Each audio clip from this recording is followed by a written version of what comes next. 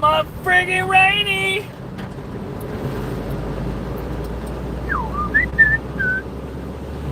Wave after wave!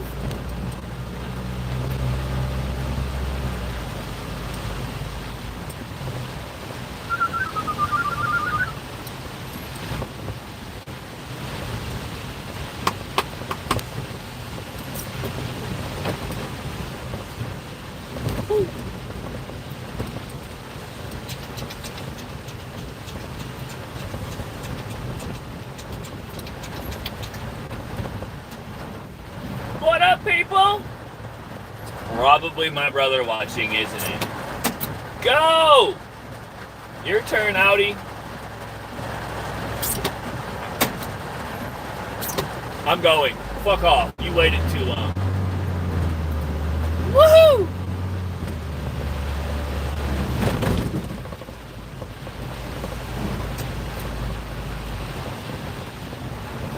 The galloping ghost of the Ivory Coast.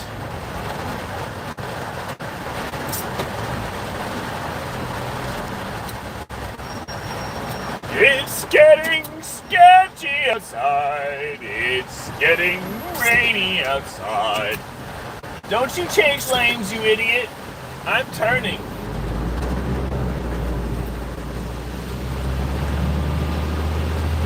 Did it now.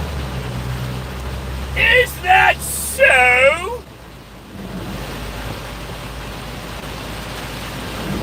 Oh, that's thick.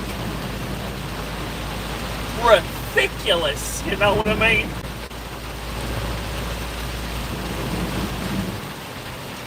It's gonna be an interesting day. I'm at work and I'm stuck in this crap.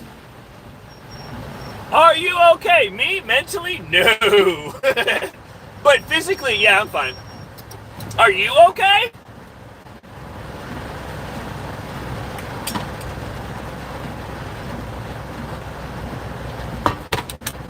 Yeah, I'm at work right now. Picking up trash, cleaning trash cans out. Hello. It's coming down right now. Yay! I got a stop remove. Woo! That's what's up, people. Right now, I am on North Central Expressway, going to Melissa. Oh, it's going. Trying to stay out of the moist. Because I know some of y'all hate the word moist. Oh, hell no. Is that hail? I need to get over. Ooh, this is thick.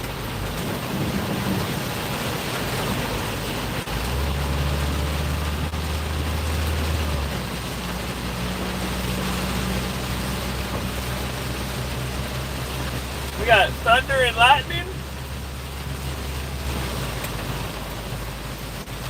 I really wish I had heated mirrors. That'd be convenient. Clean off this frosting or the condensation in the water, you know? That's a lot of water. No, really, I know. I'm saying. That's why I'm doing 40 miles an hour right now.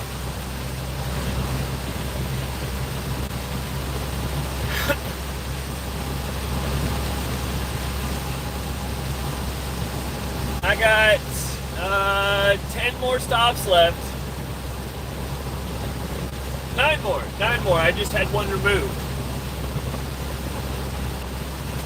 I'm also carrying about 400 gallons of water in my truck right now. So yeah, I got to be extra careful right now in this weather.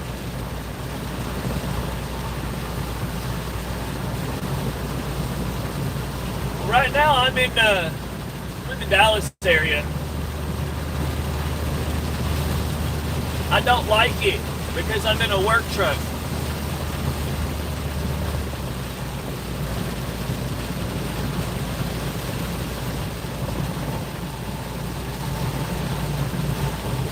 I do need need to find something for... Why do you have your hazards on? Oh my god, just slow down.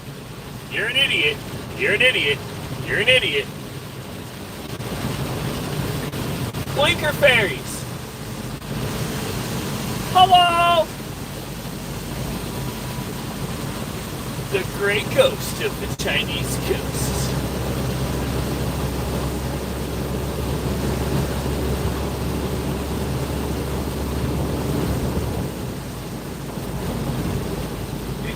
Never kept.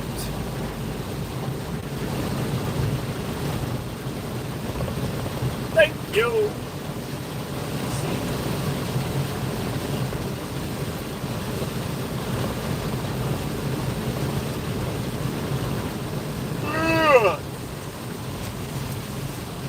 It's a wee bit wet outside. Some might call it moist.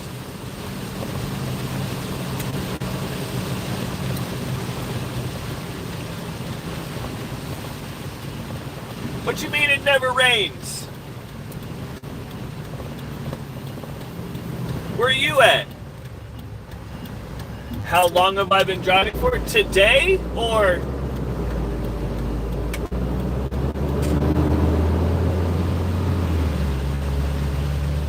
I've been driving today since about 5:30 this morning. It's now 10:30. 10:22, but who's counting 6 minutes? 8 minutes, whatever, I can't count. Ah! Ooh, that was lightning.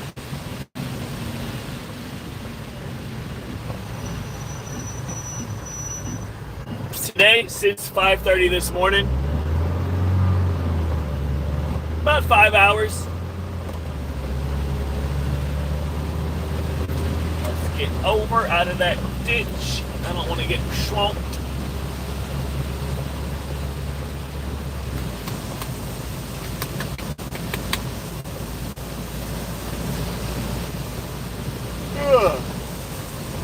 I need to grab some breakfast. I'm kind of thinking about lunch now. Big juicy cheeseburger. Know what I mean? Yeah, you know what I mean.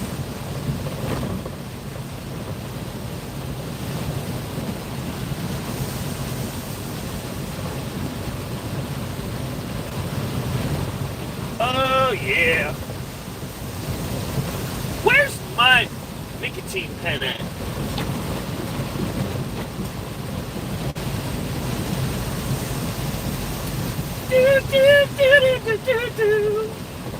Don't go chasing waterfalls. I don't know where that song got stuck in my head at, but it's there, so now it's your problem. Oh no, my phone cord got wet. Shit. Blinker, blinker, blinker. Slow down, slow down. Be careful, carefuling, carefuling. And stopped. Turn them down.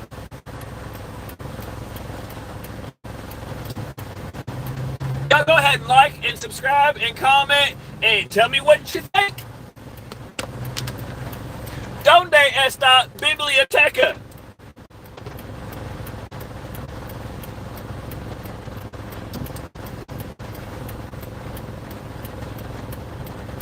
Hello, Vernon! Ooh, that was a thunder. A lightning. No. Oh, no.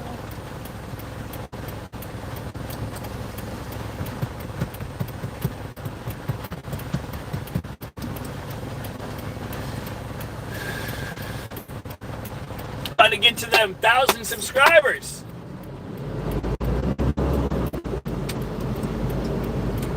I don't care if you turn on the notification. I'll just turn on the subscriptions.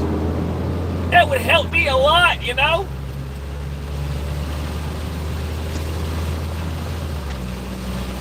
Let's turn them back up. Let's go warp speed.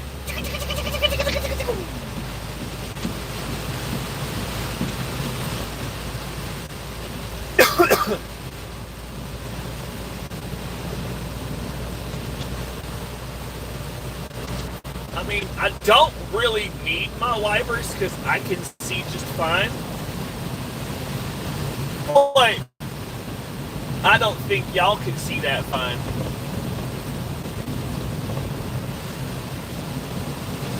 You woke up about 2 hours ago. I woke up at 5 a.m. But that's good for you. What time is it there? Wherever you're at.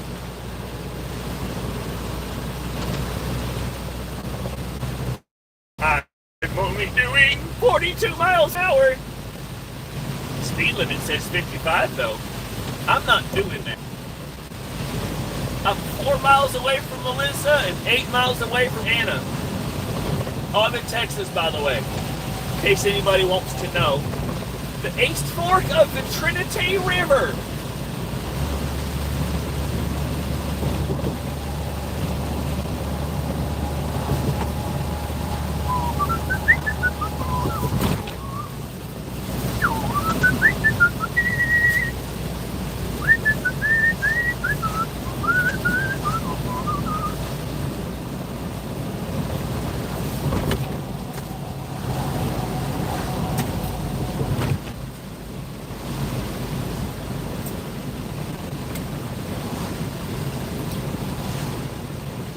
It's time for a Pop-Tart. I'm hungry.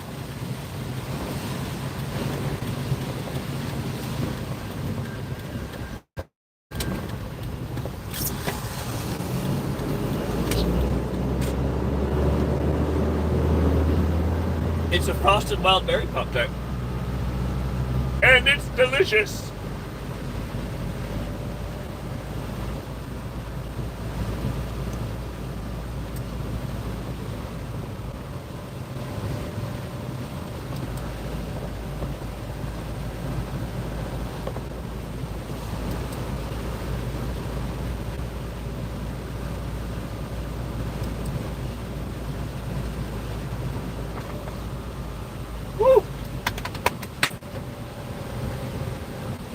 That's a good Pop-Tart.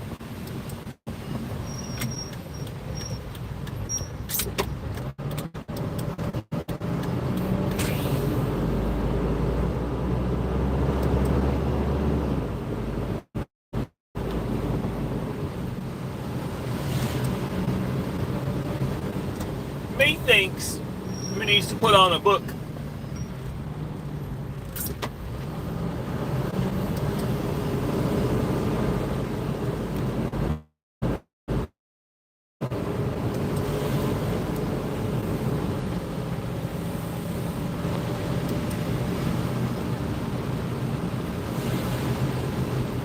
$13.21.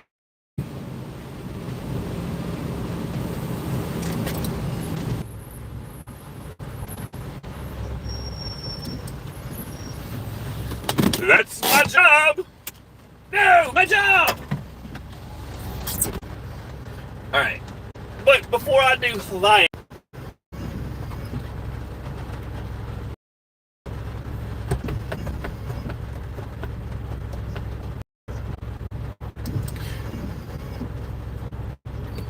Come on in. Find it. Give me radio. Yeah. What do you mean can't connect?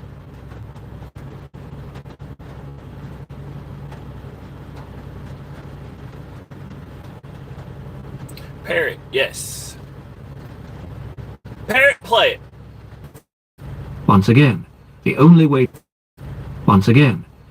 way to calculate the precise position of the Chinese have been attempting to locate Southern Cross and Canopus for centuries. In the 8th month of the 12th year of the Hai Yuan period, in the 8th century AD, an expedition was sent to the South Seas to observe Lao Run, Canopus, at high altitudes, and all the stars still further south, Southern Cross, which, though large, brilliant, and numerous, had never in former times been named and charted. They were all observed to about 20 degrees from the south celestial pole, viz. 70 degrees south. This is the region that the astronomers of old considered was always hidden and invisible below the horizon. Only when Canopus and the Southern Cross had been located could new lands in the southern hemisphere be accurately placed on charts. When they reached Mount Adams in the West Falklands, the Chinese cartographers were nearly underneath Canopus.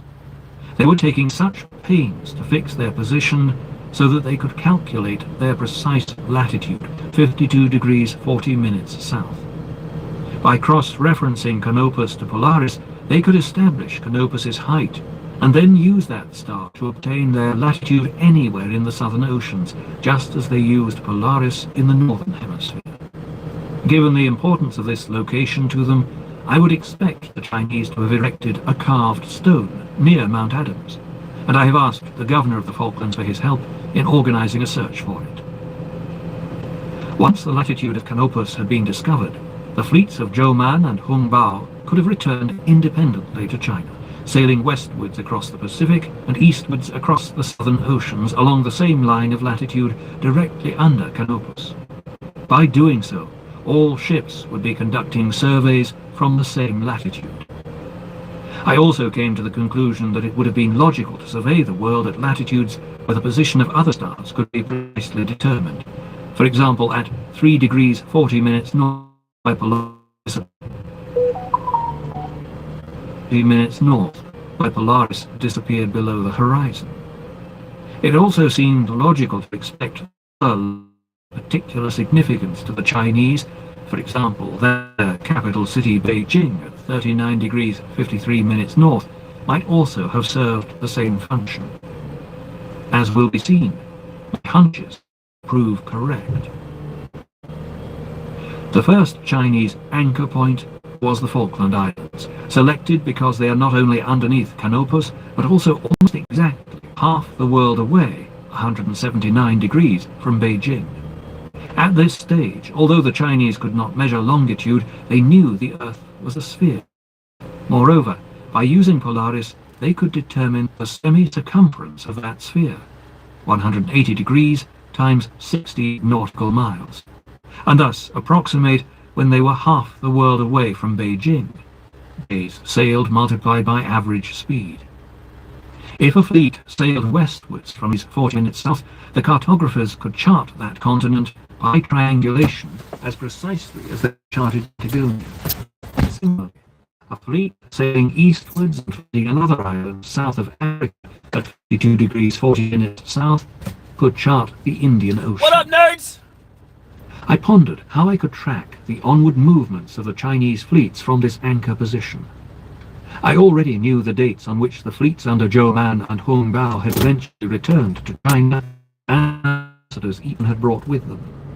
I soon realized that by using the charts and maps, and noting the locations from which the ambassadors had been collected, I could make a rational deduction about the course each fleet had followed in the intervening period. It was another significant link in the chain of evidence leading me in the wake of the treasure dark fields. outside? Whereas the fleet under the senior admiral, Yang Qing, had remained in the Indian Ocean throughout the duration of the voyage, and returned to China in September 1422 with 17 envoys from states in East Africa and India, Joe Man and Hung Bao did not reach China until the autumn of 1423. Joe Man brought no ambassadors, and Hung Bao only one from Calicut. From that, I deduced that Admiral Joe Man's fleet had sailed westwards to chart the Pacific and returned via the Spice Islands. Admiral Hung Bao's fleet had sailed southwards for Antarctica to measure the Southern Cross, and then made its way home eastwards via the southern oceans, Malacca and Calicut. I began the search of their voyages, first of all by tracking Hung Bao across the southern oceans. Part 3. The Voyage of Hung Bao. Chapter 6.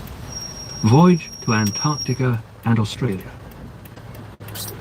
Admiral Hung Bao's designated task was to chart the world eastwards from the fixed reference point established at the Falkland Islands, 52 degrees 40 minutes south. But by now, the rice in his container ships must have been running low, and the bean shoots growing in tubs would all have been eaten. Before setting sail eastwards into the unknown waters of the southern oceans, he had to take on fresh supplies of food. The Falklands offered cabbage, wild celery, penguins, geese and fish, but little other meat and no fruit at all. The only mammal ever discovered on the Falkland Islands was the warrant, an indigenous fox described by Charles Darwin. There is no other instance in any part of the world of so small a mass of broken land, distant from a continent, possessing so large an aboriginal quadruped, the warrant, peculiar to itself. Within a very few years after these islands shall have become regularly settled, in all probability this fox will be classed with the dodo, as an animal which has perished from the face of the earth. There is something curious about this creature which, as Darwin predicted, was wiped out in the Falklands by the 1870s. Darwin and other naturalists remarked on the warra's extraordinary tameness. The British biologist Juliet Clutton-Brock has analysed the animal's physical characteristics from specimens in the Natural History Museum in London, and concluded that, like the aboriginal dingo, the warra had once been domesticated. It was a cross between the southern fox and a feral dog brought across the sea to the Falklands before the Europeans arrived. The most plausible explanation of its origins is that the Chinese left some of their dogs on the Falklands. They bred them on the junks for food, then interbred with the local foxes. A request has been made to the Natural History Museum in London for DNA samples from the now extinct warra so that they can be compared to the DNA of Chinese food dogs. Results will be posted on the website. If the Falklands offered a very limited food supply, Patagonia, 300 nautical miles to the west, resembled an enormous larder, as later explorers would find to their delight. Enough fish to feed a whole fleet could be netted in a morning. Mussels the size of crabs littered the shallow pools. Guanaco, waymen, and hares as large as dogs were almost tame. Only snarling mountain lions stood between the sailors and limitless meat. Berberries and wild apples, rich in vitamin C, were also plentiful. Perhaps taking advantage of one of the periods of calm weather frequently found in the Antarctic summer, Admiral Hung Bao returned due west from the Falkland Islands to Patagonia to replenish his supplies.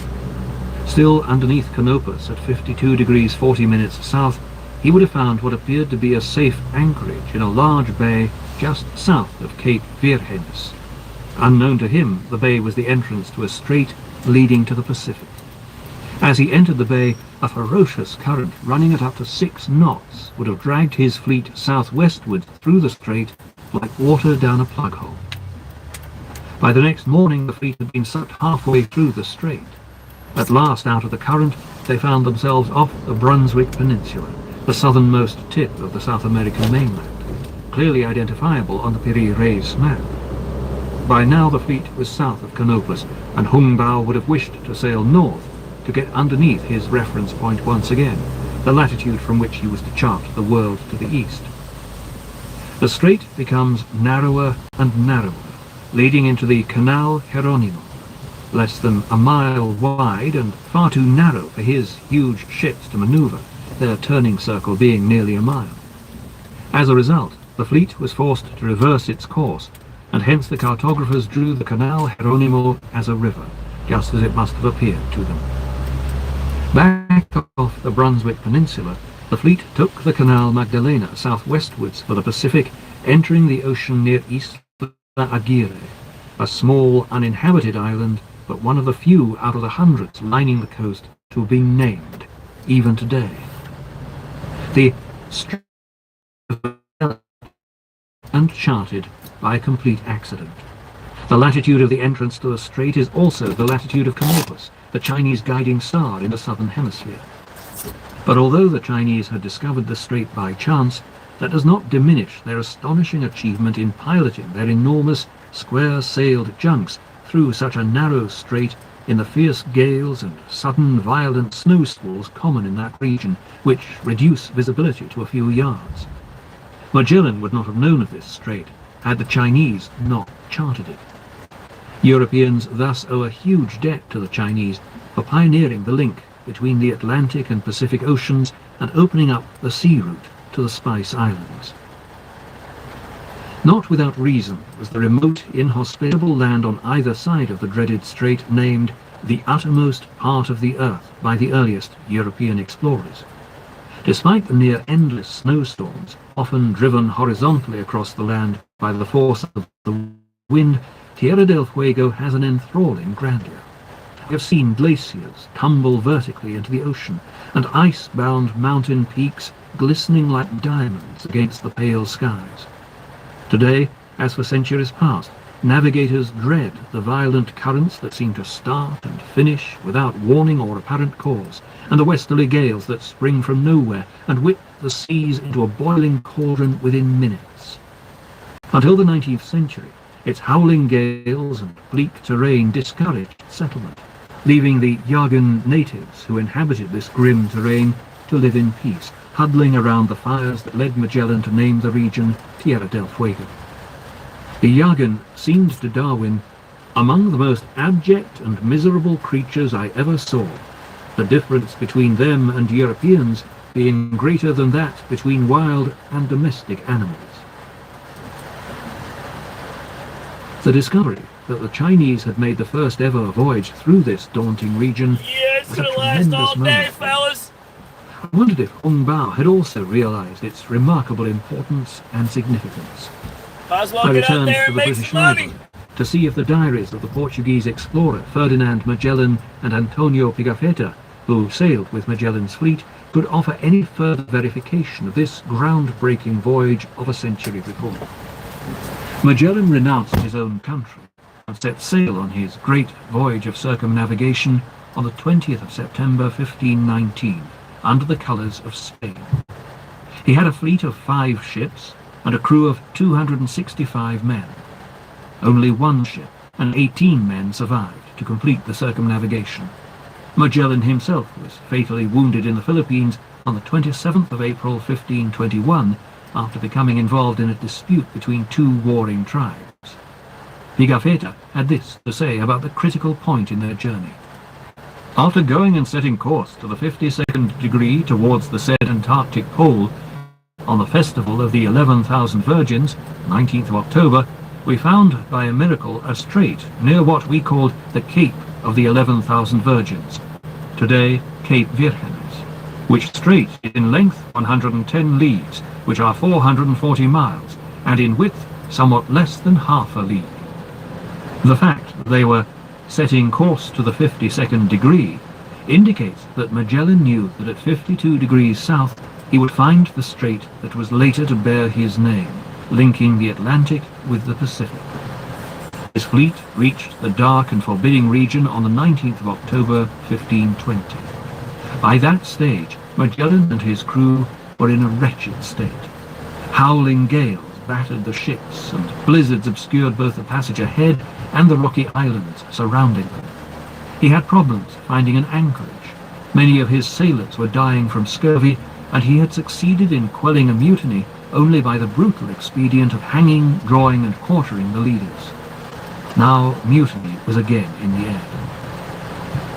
This strait was a circular place surrounded by mountains, and to most of those in the ships it seemed there was no way out from it to enter the said Pacific Sea.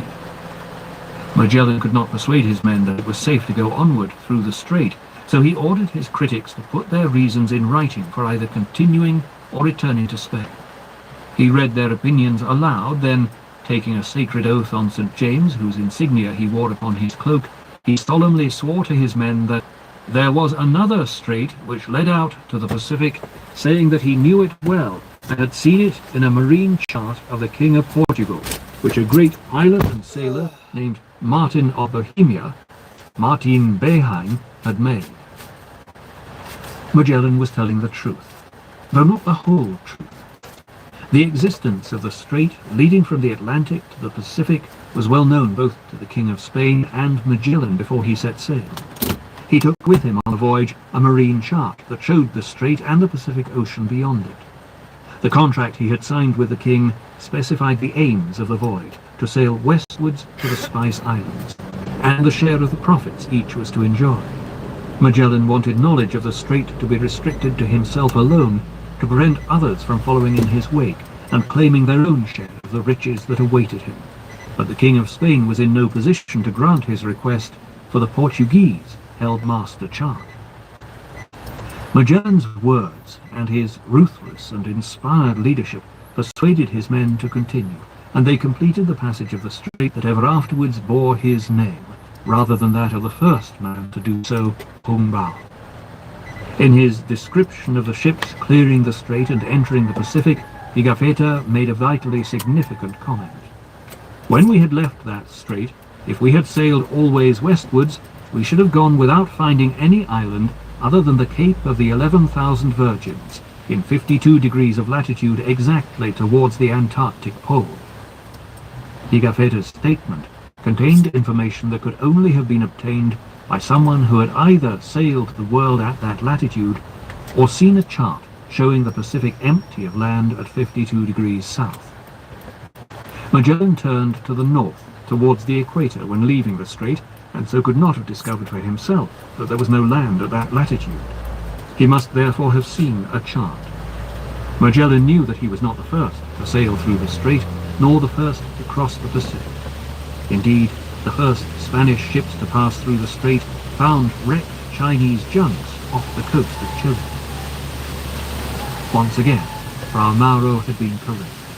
A ship from India had rounded the Cape of Good Hope and sailed to the obscured islands. The riddle of the Piri-Reis map had also been solved.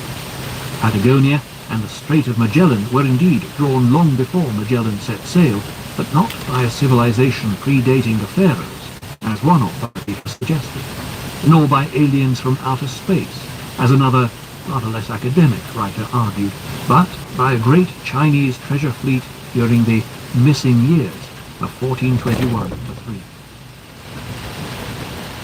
After passing through the strait, Admiral Hung Bao took his fleet southwards, sailing to the west of the islands of Tierra del Fuego. The cartography of the Piri-Reis map clearly shows the route the fleet took. While Patagonia is very accurately charted, the low eastern islands of Tierra del Fuego are not recorded at all, indicating that the Chinese had sailed down the mountainous west coast. I compared the Piri-Reis map with a modern satellite photograph and immediately identified the bays and small islands surrounding the Chinese passage to the south. Further down the coast, Cook Bay is accurately positioned, suggesting that Admiral Hung Bao had anchored there. From this anchorage, he would have seen the magnificent snow-capped mountains of the Cordillera Darwin towering in an arc to the east of him. They appear on the map as separate islands, for from that distance the cartographer could have seen only their snow-capped peaks. I magnified the Piri-Reis map to the same scale as a modern chart, and found that all 11 islands shown on the Piri-Reis south of Patagonia coincide with mountain peaks on the islands that collectively form western Tierra del Fuego. My detailed workings would appear on the website. The Chinese had already established the position of Canopus in the sky, the nearest and brightest.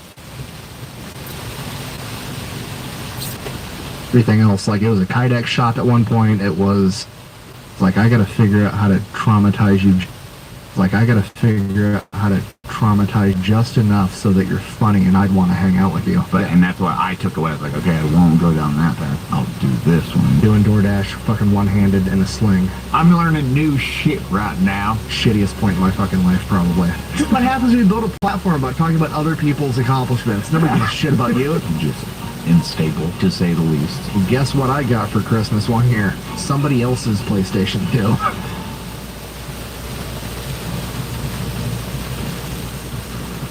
We don't know what this is called. We're thinking of calling it, it's just say hi to Eli. Very quiet conversation that I lead the entire time. Now, you got like, you graduated high school. Yep. Did you join the military right after you graduated? Technically, I joined in high school. You doing the deferment? So I joined my senior year. I was already signed up, and I was basically committed to leaving. You graduate in like May. I had signed up like my first. I did trimesters because I went to a weird school, but I signed up beginning of my senior year as soon as I was 17. So I was going to, so like National Guard has the highest percentage of honor graduates out of basic training, and it's because you can do this where you technically you can sign up your junior year if you're old enough, go to basic training the summer between your junior and senior year, and then go to AIT after the fact. But I signed up to, or I actually wasn't old enough because I was the youngest kid in my class. And so I was signed up to go right after I graduated, but I would still go and do drills. So like there was a program for people who hadn't been to basic yet. There was like 30 of us, so we went, learned how to march, learned all the shit, and then you go to basic training as somebody that knows how to march, and you're like, shit. My detailed workings would appear on the website. The Chinese had already established the position of Canopus in the sky, the nearest and brightest equivalent in the southern hemisphere to Polaris in the northern. But to fix its position relative to the South Pole, they had to establish the precise position of the pole itself. Only then would they be able to navigate and chart lands as accurately as they did in the northern hemisphere. Since they already knew from their observations of the night sky that the two leading stars of the Southern Cross, Crucis Gamma and Crucis Alpha, were aligned to the pole, they believed that they only had to sail in the same direction to reach the pole. The polar regions can be a terrible place for a mariner.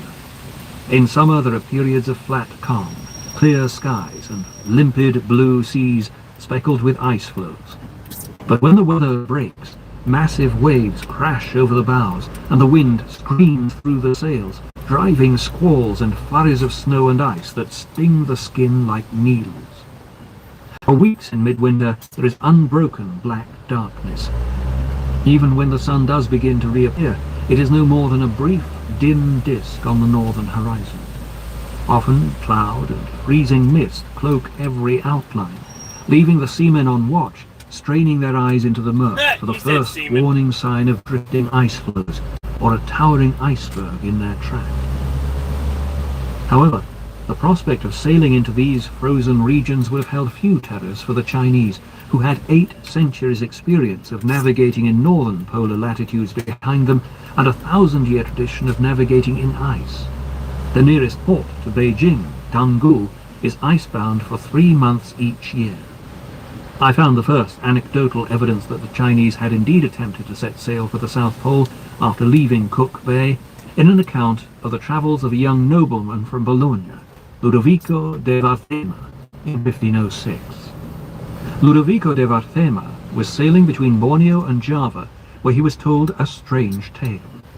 His companions, 2 Chinese Christians and an East Indian navigator, told him sailors from the other Chinese side of Java had sailed by the Southern Cross to regions where it was very cold, and the days were only 4 hours long. How could they have known without sailing there?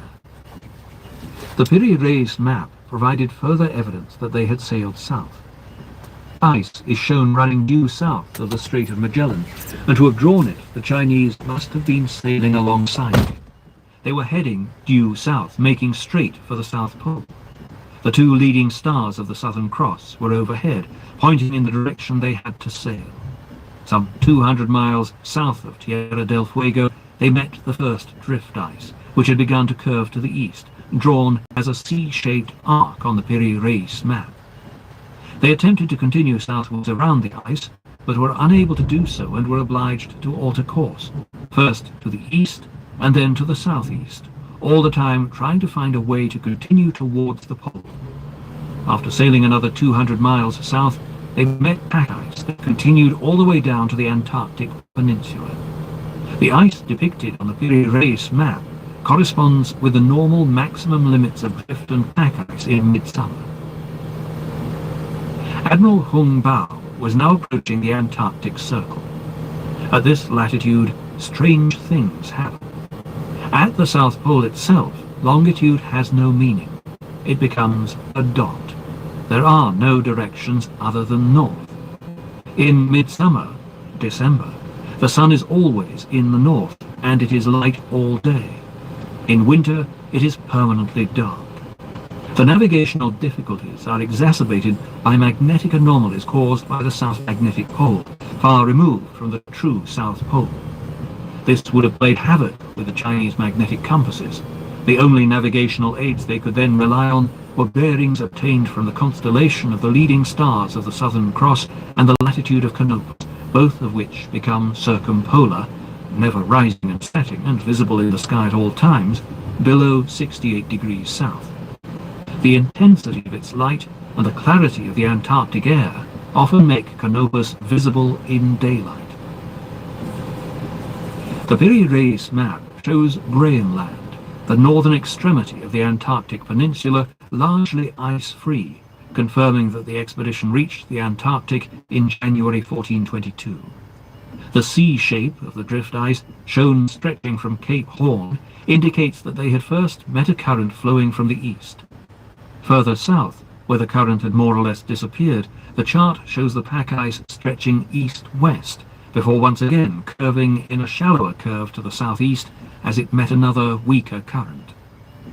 The uniform shape of these curves of ice showed that the Chinese were favoured with good weather, though sailing into the circumpolar current before a light breeze, insufficient to break up the ice. I estimated that they would have made an average speed of approximately 3 knots. At that rate, the voyage from Cape Horn to the Antarctic Peninsula would have taken approximately 14 days. A group of islands was shown on the Piri-Reis map, where none exists in reality. In shape, they resembled the South Shetland Islands, and I wondered if they were indeed what the map was depicting. The Chinese could measure latitude precisely from Canopus, but they could not yet determine longitude with similar accuracy, and once again I had to adjust the longitudinal positions of the islands recorded on the Piri-Reis map to allow for the movement of the water in which the Chinese fleet was sailing, just as I had for the Kangaroos map of Africa. Allowing for an average current of 2/3 of a knot against them during their passage south, the islands shown on the Piri-Reis map would be in fact 400 miles further west than they were charted, precisely the position of the South Shetlands. I knew from the Piri-Reis map that the Chinese must have approached Antarctica from the northwest, skirting the edge of the ice, and would have made landfall on the southwestern edge of the South Shetland Islands. Out of my way, folks! 3 of the islands are charted very accurately. Snow Island in the west, horseshoe-shaped Deception Island in the south, and 4 mountains on Livingston Island in the north. A note near Deception Island also states, "Here it is hot." At first sight, this appears a curious comment to make about a snowbound island in the Antarctic, but Deception Island is volcanic and active. Modern cruise ships anchor in the lagoon to allow tourists to bathe in the hot volcanic waters of Benjamin Cove. Apart from Deception Island, the South Shetlands are an uninhabited wilderness of frost-shattered rock, glaciers and ice fields, without so much as a blade of grass to be seen. As I knew from my own time in submarines sailing in polar regions, the cold can be so severe that metal objects stick to your fingers. To avoid tearing the flesh, you need to warm the fingers. The only way of doing so is usually to urinate on them, but if you attempt to do this while exposed to the Antarctic winds, You'll freeze your you dick risk a off! very painful frostbite. The Chinese would have huddled below decks, trying to keep warm among their horses, pigs and dogs, returning to the upper deck for as short a time as possible. Their rice supplies would have had to be carefully covered and insulated to prevent the intense cold causing permanent damage to the grains, and the flooded sections of the holds where they kept their supplies of fish and their trained otters would have had to be emptied to prevent the water expanding as it froze and forcing apart the seams of the hull. Furthermore, in these terrible conditions, surveying this part of the islands so precisely would have taken some considerable time. Why had the Chinese bothered to do so? I began to wonder if they really had gone there. Then the answer that I should have seen at once suddenly came to me. They had chosen to sail to the Antarctic in order to get underneath Process Alpha, the leading star of the Southern Cross. I could only shake my head in wonder at the skill and sophistication of these Chinese mariners of so many centuries ago. The Chinese astronomers' determination of the positions of Canopus and the Southern Cross in the sky was a pivotal moment in the history of man's knowledge of the globe. Because they knew the circumference of the Earth, they could now calculate the true position of the South Pole. By observing the difference between true bearing shown by the Southern Cross and that shown by their magnetic compasses, they could determine the position of the magnetic South Pole and therefore make the necessary corrections to their compasses. In 1421-3, the stars of the Southern Cross and Canopus could be observed as far as 28 degrees north, the latitude of the Canary Islands, where Polaris was also clearly visible. A cross-reference to check latitudes could be obtained by comparing the latitudes derived from Canopus and Polaris. The Wu Pei Che confirms that this was indeed a practice of Chinese navigators, whereas the Portuguese did not adopt this method of calculating latitude for another 50 years.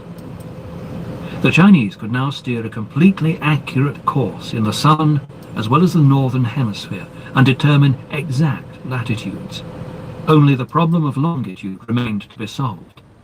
Once true latitudes in the southern hemisphere could be calculated, Chinese charts could be drawn in a readily comprehensible form, not as a table or as a long strip of sailing directions such as the Wu Pei Che, but as a recognizable geometric depiction.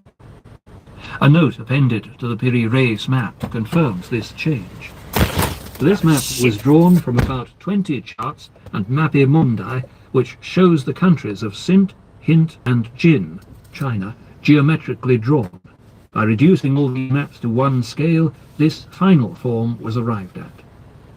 To have found a way of accurately charting the whole world in a recognizable form must have been an incredibly exciting, triumphant moment for the Chinese astronomers, navigators and cartographers, just as it was for the Europeans when they made the same discoveries in 1473.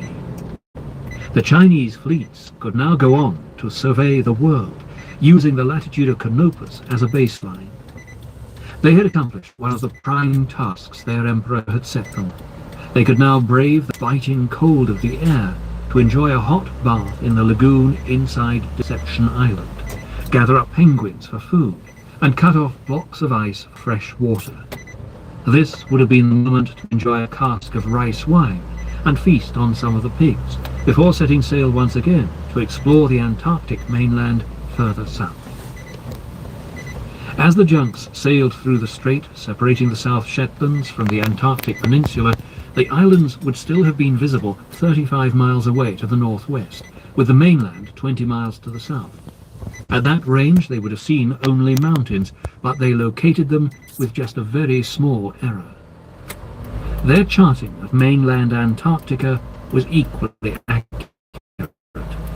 I was able to identify 63 prominent features of the Antarctic mainland on the Piri-Reis map. My detailed working drawings will appear on the website. Only one thing seemed out of place. A strange serpent shown resting on the ice of Elephant Island. But the leopard seal resembles a serpent as it slithers across the ice, and, like serpents, leopard seals have fangs. East of Elephant Island, the Weddell Sea was shown as solid ice, and it is indeed icebound throughout the year. It is remarkably accurate cartography. There was no longer the slightest shred of doubt in my mind. There was no need to summon ancient Egyptians or space aliens to explain how the Piri-Reis map depicted Antarctica with such accuracy 400 years before the first Europeans arrived there. The information came from surveyors aboard Admiral Hung Bao's fleet in 1422, who had been charting out the precise position of the Southern Cross. The Piri-Reis map also showed another, smaller compass rose southeast of the Falklands and northeast of the South Shetlands. The centre of this secondary rose corresponds to Bird Island, the northwest island of South Georgia. As its name implies, Bird Island is populated by millions of seabirds using it as a launching platform for feeding forays into the plankton and fish-rich Antarctic Ocean. It is a tiny island 2 miles long and nowhere more than half a mile wide, fringed by sheer 1,000-foot cliffs on its north side, but with sandy beaches to the south. The compass rose showed that Bird Island was used as a pivotal point by the Chinese cartographers. Having established the course and distances the fleet had sailed from the South Shetlands and the Falklands to Bird Island, they could reduce longitude errors by cross-referencing the three.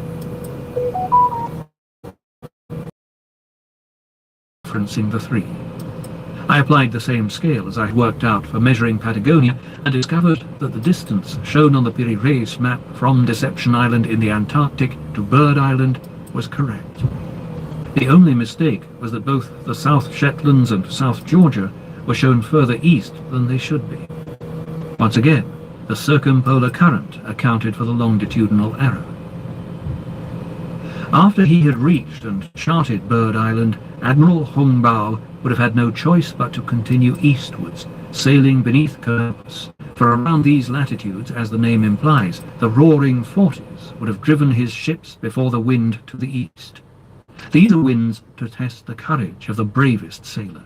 They howl over towering seas, great walls of green water capped with foam, hurling spume through the air.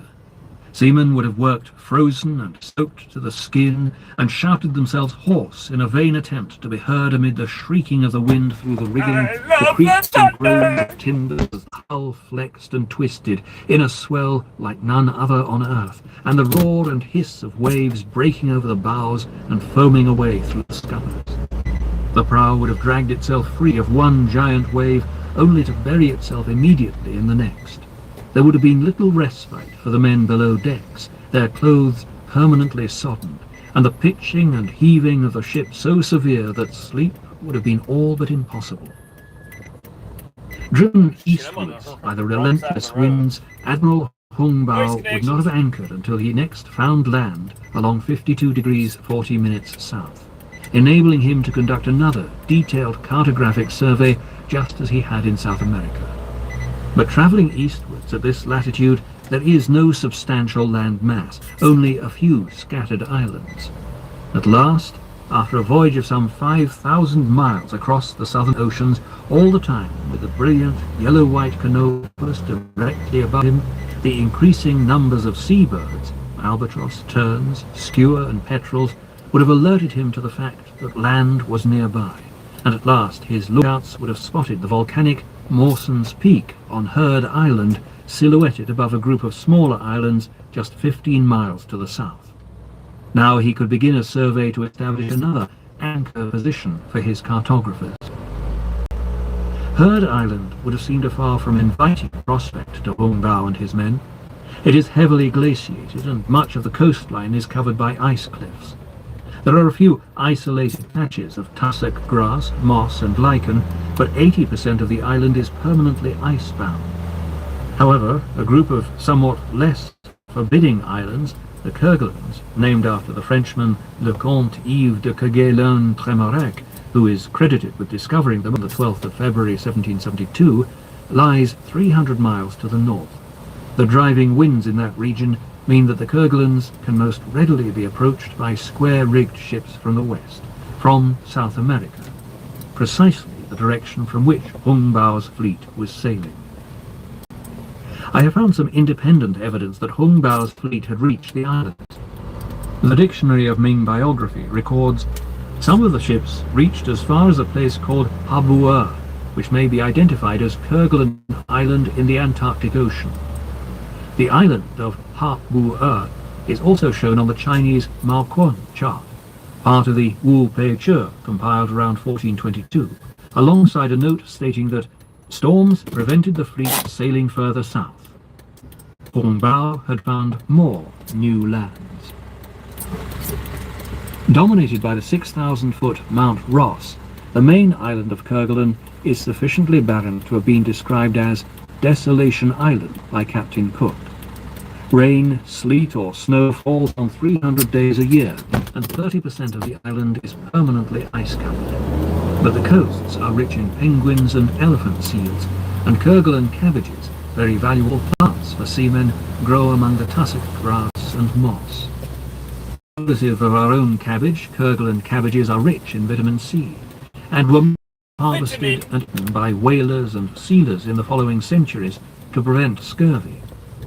Hung Bao's crew would almost certainly have been suffering from scurvy after their marathon voyage across the southern oceans, and would have gathered as many cabbages as possible. But Kerguelen's sour and barren soil did not support anywhere near enough of the plants to feed the thousands of men carried by the fleet. The search for fresh supplies would now have been becoming urgent. The revelation that the Chinese had discovered Habua, Kerguelen Island, filled me with excitement. For after leaving the island, Hung Bao's ships could have sailed in only one direction. As the Mao Quan says, the roaring forties would have prevented them from sailing further south, and they would also have stopped them from going north or retracing their route westwards. Instead, the Chinese junks would have been propelled eastwards before mountainous waves along a sea corridor that led straight to the southwest coast of Australia. I had no doubt that Hung Bao must have reached Australia.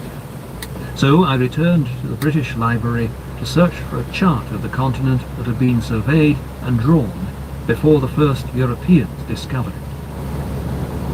Australia is not depicted on the Piri-Reis map, but it is shown on another very early chart held by the British Library. It was drawn by Jean Rots, appointed Hydrographer to the King by Henry VIII of England, and was included in the Book of Hydrography Rots presented to the King in 1542, 2 centuries before Captain Cook discovered Australia. That's a lot of water. Rots came from the Dieppe school of cartography, celebrated throughout Europe for the clarity and accuracy of the maps and charts they produced. He was the leading map maker of his day, renowned for the meticulousness with which he depicted new lands. He never invented or fudged. What is shown on his charts is exactly what he had seen on older charts. It is commonly accepted that Rots, and indeed the other Dieppe cartographers of his day, copied much older Portuguese charts. The styles of the Piri-Reis and Jean Rots charts are very similar, and both use Portuguese names to describe the newly discovered lands. Tractors. The Rots chart shows Malaysia, Cambodia, Vietnam and China all the way up to modern Hong Kong, and the whole coast is extremely well charted. The Persian Gulf, India and Southeast Asia are also instantly recognizable. The original chart can only have been drawn by someone with intimate knowledge of the coastlines of the Indian Ocean, China and Indochina.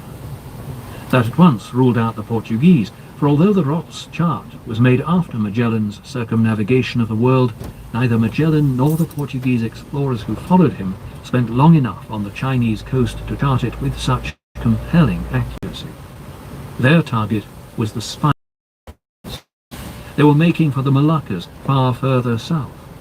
If the original cartographer was not Portuguese, he in turn must have copied an earlier provision. Despite his accurate depiction of the coasts of China, Asia, India and Africa, many historians have failed to identify a vast new landmass Rots shows south of the equator. It consists of 2 islands, Little Java and Greater Java, a huge continent stretching away from near the equator towards the South Pole. At its northern end, this continent has a protruding spit resembling Cape York, the northernmost tip of Australia. The northeast part of this southern continent also resembles the northeast Australian coast, but the land shown on the Rots chart stretches far further to the southeast than Australia actually does. The theories of Ptolemy, the astronomer, mathematician and geographer who lived in Alexandria in Egypt circa AD 87 to 150, had been rediscovered in the late Middle Ages. Ptolemy's belief in the symmetry of the stars and the planets had led him to advance a theory in his book, Geographia, that a substantial southern landmass must exist to balance the continents of Europe and Asia in the northern hemisphere. My first assumption was that when drawing the land in the far south, the original cartographer of the Rots chart had based it not on observation, but on Ptolemy's forecast. But this did not square with Rots's reputation for precision. For the moment I had to set that puzzle aside and concentrate my attention on the southwest coast of Greater Java, which was depicted with considerably more accuracy. The shape of the coast accords with Hung Bao's fleet having made a landfall near modern Bunbury, Roadkill. 100 miles to the south of Perth in Western Australia. Who's hungry? The prevailing wind and current would then have driven them up the coast to an anchor point in the estuary of the Swan River that separates modern Perth and Fremantle, shown as a deep indentation on the Rots chart. The Kerguelen cabbages they had collected would have been of only modest help in staving off scurvy among the crew of the fleet. But in southwest Australia, they would have found plentiful supplies of vitamin C in the berries that abound in the area. Blue fairy penguins and manna crabs were also there for the taking. The quokkas, small wallabies, were slow, timid and easy prey, and the jarrah, marri and carrier trees would have provided plenty of hardwood for repairing their junks. Although the Rots chart also shows the eastern and northern coasts of the Australian continent with great fidelity, a west coast is drawn no further south than Bunbury, where it ends abruptly. The most plausible reason for this curtailment of the survey, I would argue, is that the junk dispatched by Admiral Hung Bao to chart the south coast of Australia foundered off Warrnambool in modern Victoria, southeast Australia, where a wreck was indeed discovered 166 years ago that could well have been a ship from Hung Bao's fleet. In 1836, 3 men hunting seals sailed into the muddy Hopkins River and continued westwards down the small estuary and lagoons of that coast. Where the Merry River joins the sea, they came across the wreck of a very old ship, known from that day to this as the Mahogany Ship, because of the timber used in its construction. 7 years later, Captain Mills, a local harbour master, inspected the wreck on behalf of the government.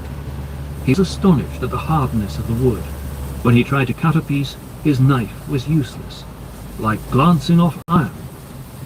European ships were not then built of mahogany, the contemporary name used for any of a variety of reddish-brown hardwood trees, for there were no such trees in Europe. But Chinese ships were built of teak, a reddish-brown hardwood from the forests of Annam. Captain Mills was also baffled by the ship's origins. She struck me as a vessel of a model altogether unfamiliar, and at variance in some respects with the rules of shipbuilding as far as we know them. As regards to the nationality of the wreck, I do not profess to be a judge. I should say the wreck in question is connected with neither Spanish or Portuguese build.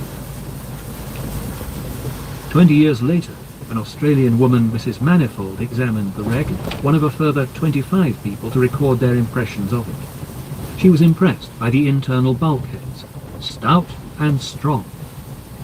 I am confident that this is probably a missing ship from Hung Bao's fleet. The aboriginal Yangari tribe, who then lived on the mainland close to the wreck site of the ship, have a legend that yellow men long ago settled among them.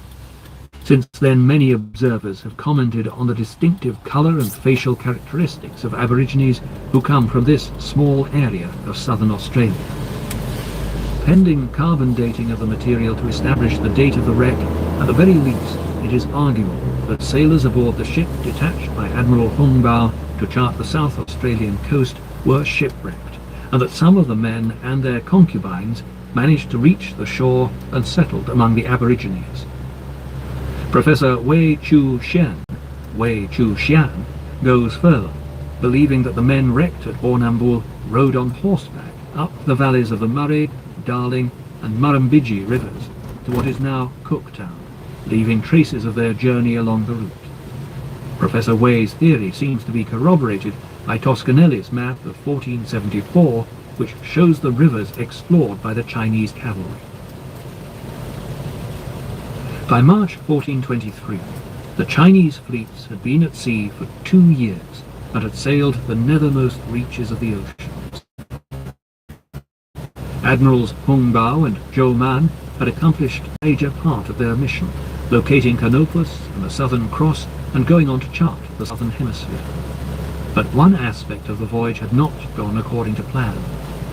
After leaving the Indian Ocean, the admirals had expected to greet foreign potentates and present them with fine silks and porcelains, bringing their countries into China's tribute system.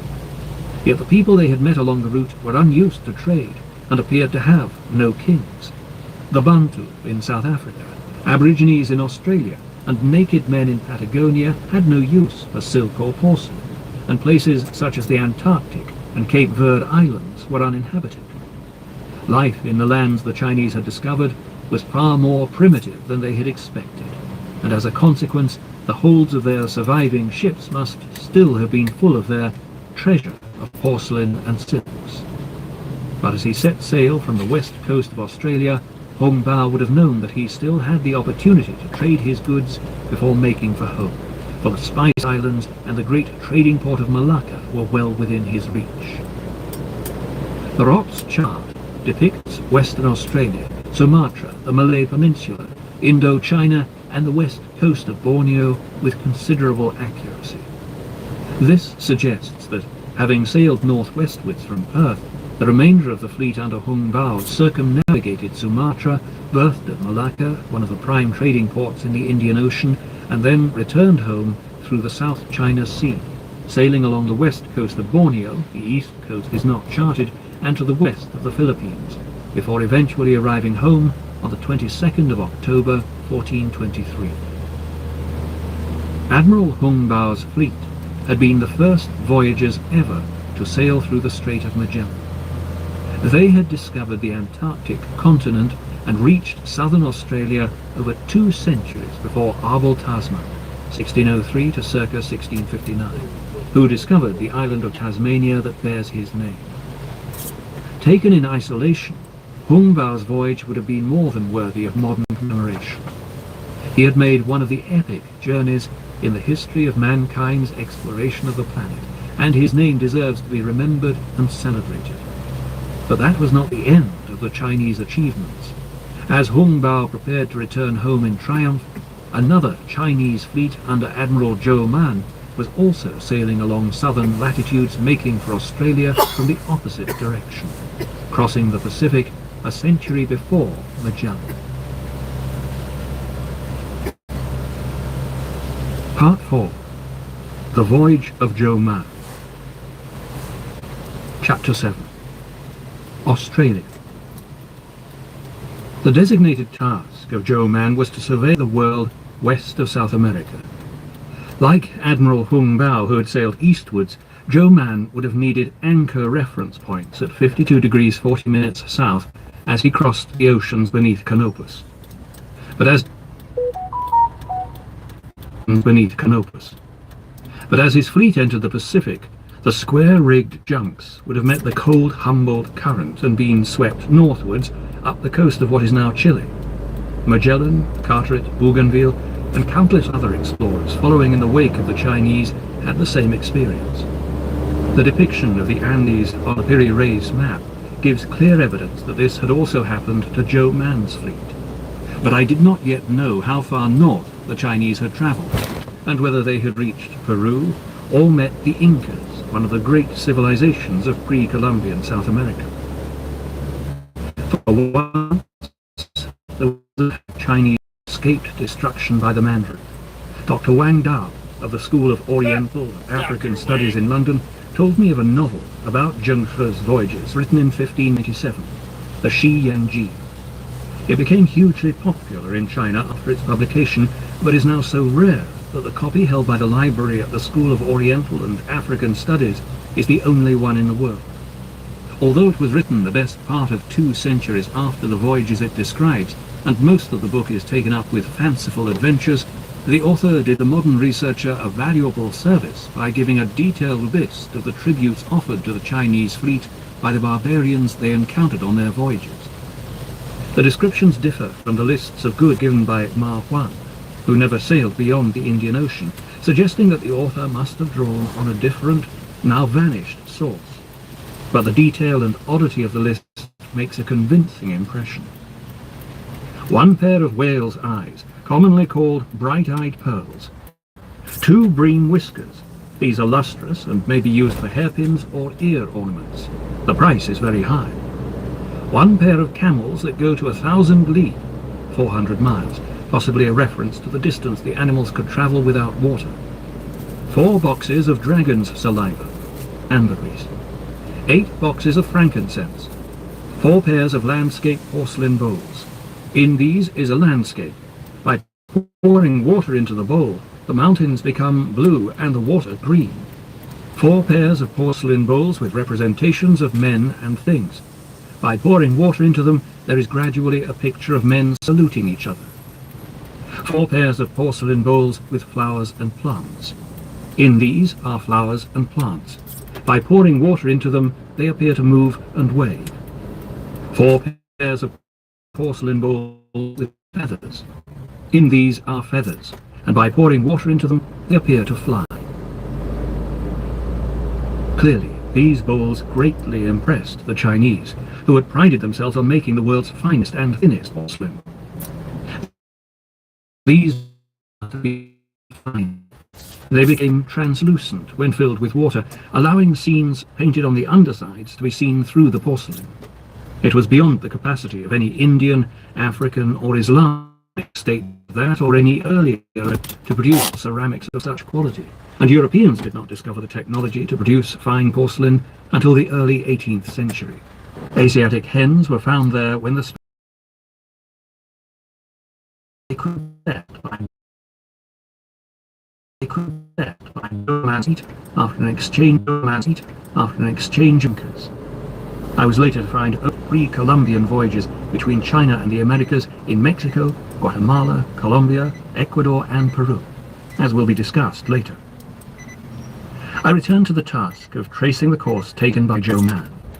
After leaving Peru, his fleet would first have been carried by the equatorial current as far north as Ecuador, where the current turns due west and carries mariners across the Pacific, the route along which explorer after explorer was swept in later centuries.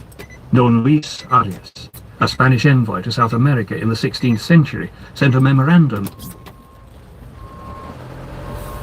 A memorandum? A memo? Don't worry guys, I'll rewind it. I'm backing up right now, obviously, as you can kind of see. This way I get better signal. South America. In 1606, Pedro Don Luis Arias, a Spanish envoy to South America in the 16th century, sent a memorandum to his king describing a South American legend of a Pacific crossing from Chile before the European voyages of discovery, carried out by light-coloured or white-skinned people who wore white woven garments. The course followed by the fleet would have taken it through the Tuamotu archipelago, 4,000 miles west of South America.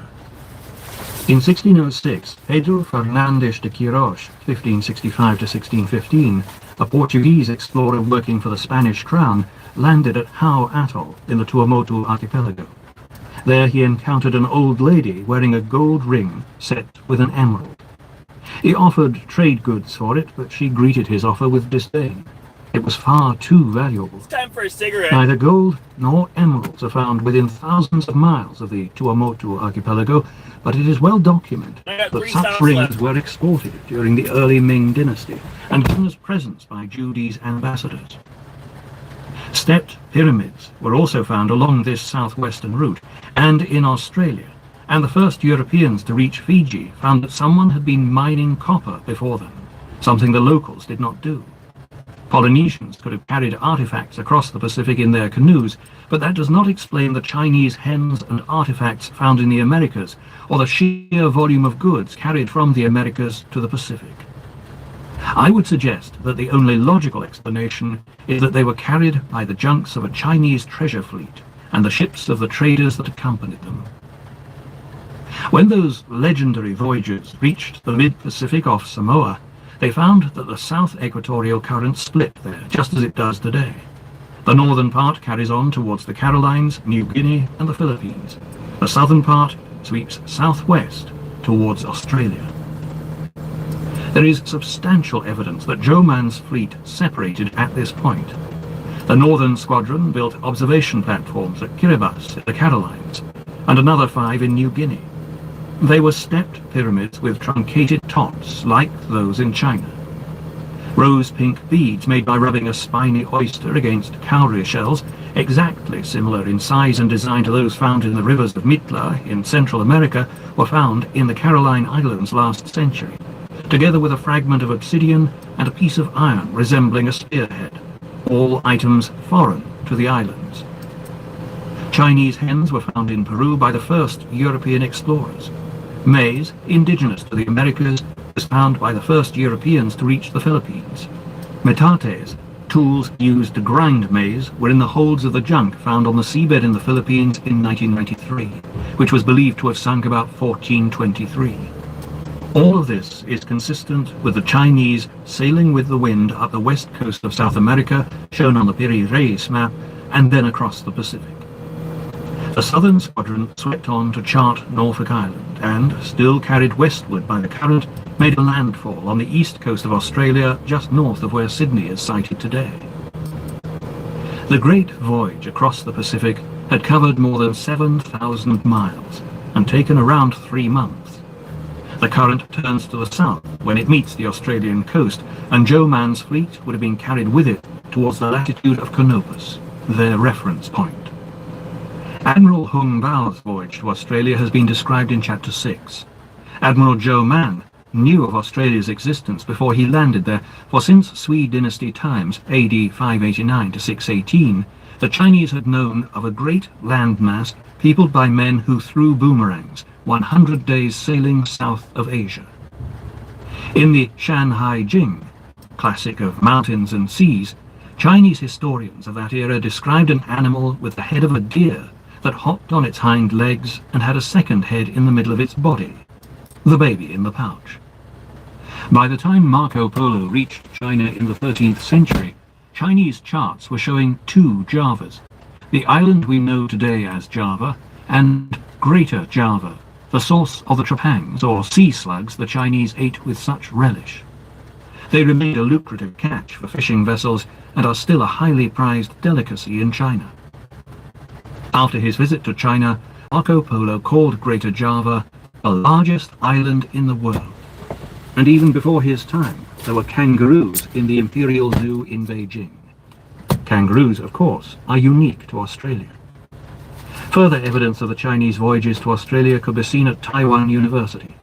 A map on porcelain dated to 1447 showed the coastline of New Guinea, the east coast of Australia as far south as Victoria, and the northeast coast of Tasmania.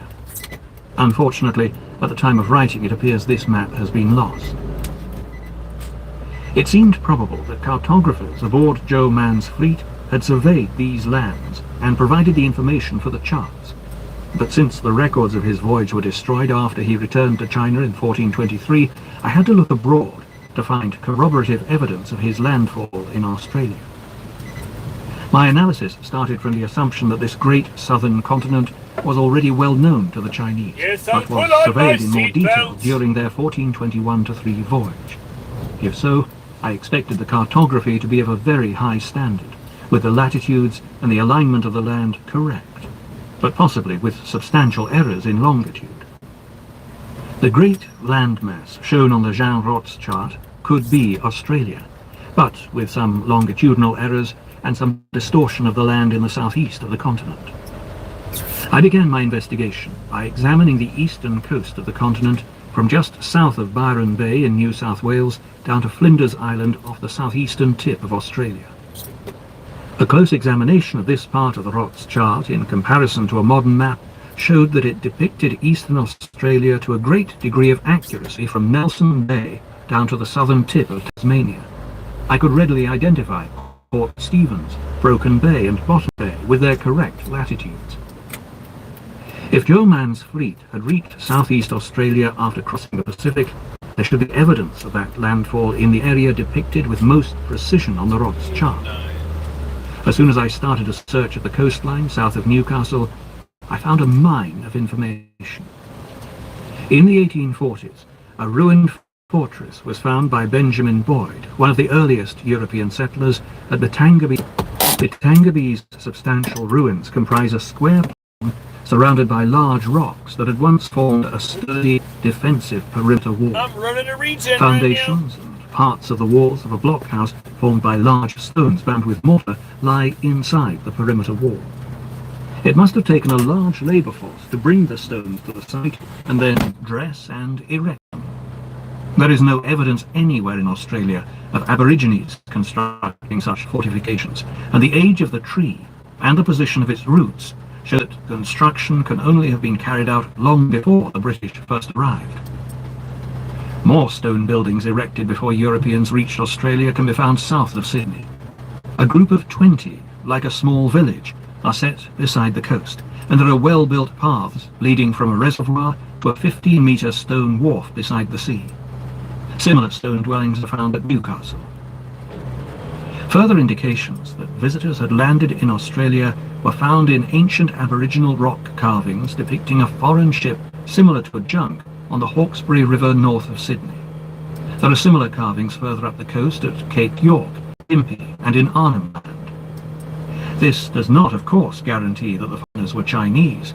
They might have arrived on an unknown Portuguese voyage, but rock carvings near the Hawkesbury River show people wearing long robes, which narrows the choice to Asian or Chinese people. Furthermore, an Aboriginal tradition from the Tweed River area tells of strange visitors attempting to mine metals in the Mount Warning area southwest of Brisbane, many generations before the British did so. The most compelling evidence for the date of these foreign visits came from shipwrecks, especially one found near Byron Bay in northern New South Wales. 2 wooden pegs were unearthed, provisionally carbon dated to the mid-15th century, but with a potential error of plus or minus 50 years. Before sand mining destroyed the wreck, local people had described part of the hull and 3 masts protruding from the sand. In 1965, sand miners unearthed a huge wooden rudder from this site, some 40 feet, 12.2 meters high. If this is remotely accurate, it eliminates the possibility of an unknown Portuguese or Dutch voyage, for their caravels weren't much bigger than that rudder. It can only have come from an enormous ship, several hundred feet long. The rudders of treasure ships were 36 feet high. The wreckage of another ancient ship was found at Wollongong on the coast south of Sydney. Were found in swampland near Perth. More were found in swampland. An ancient Chinese stone head depicting a goddess has also been found at Ulladulla, south of Wollongong. A similar votive offering was unearthed on the Nepean River. The mahogany ship at Warrnambool, the similarities of the 3 wrecks at Perth and Wollongong, the age of the wooden pin, and the size of the huge in Byron Bay point to a Chinese origin. Only the Chinese built ships that could house a rudder the size of that found in Byron Bay, and only they could afford to lose so many ships in one area. The addition of the findings from the wrecks to the Aboriginal legends and carvings depicting foreigners arriving, the groups of stone buildings, and the votive offerings produces powerful, if not yet conclusive, evidence that a large Chinese fleet visited Southeast Australia in the 15th century. South of Batangabie Bay, the original cartographer of the Rots chart drew the southern curved part of Tasmania. The chart also shows what appears to be a great landmass running first eastwards, then southwards. This has always baffled professional cartographers, but when I compared these charts at the same latitude, I saw at once that what appears Flash flood warning! That what appears to be land south of Tasmania is in fact ice. We got a flash flood It is drawn warning, in y'all. identical fashion to the ice shown on the Piri-Reis map, and the That's line not drawn on good. the Rots chart corresponds to the northern limit of pack ice to the south of Tasmania in midwinter, June, in 1421-3. I got 1 At a stop stroke, left. this would have solved the mystery of the apparent landmass to the south and southeast of Australia, were it not for 2 rivers shown on the Rots chart flowing eastwards out of the ice. These 2 rivers are shown well south of New Zealand. There are none there, of course.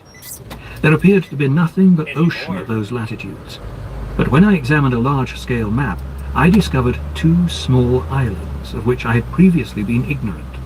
Auckland Island and Campbell Island, at a similar latitude to Tierra del Fuego. Both have identical long, thin bays lying east-west, precisely as drawn on the Rots chart and at the same latitude. The 2 islands were shown at the edge of the normal limit of the pack ice that links them in midwinter. This explains the apparent anomaly on the Rots chart. The Chinese could not possibly have known that they were islands rather than part of an ice-bound landmass, because continuous ice lay between them and stretched away north to Tasmania. Once again, they had drawn precisely what they saw. They were sailing to Campbell Island to fix the position of Canopus, 52 degrees south, precisely the latitude of the southernmost tip of the island. They had their reference position, and they could now start a detailed survey of this part of the world. I found further indications that Joe Man's fleet had reached Campbell Island in the accounts of the early Europeans who explored the island, discovered by Frederick Hasselberg, the captain of a sealing ship, in 1810. In Camp Cove, they found the wreck of an old wooden ship and a tree stunted by the endless winds, but recognizable as a mature Norfolk Island pine, a tree unique to Norfolk Island. It was the Chinese custom to collect saplings, seeds, and pine cones on their voyages, planting them as shrines at places where they made landfall and burying votive offerings in the roots. The Norfolk Island pine on Campbell Island could well have been brought there by one of Joe Man's junks.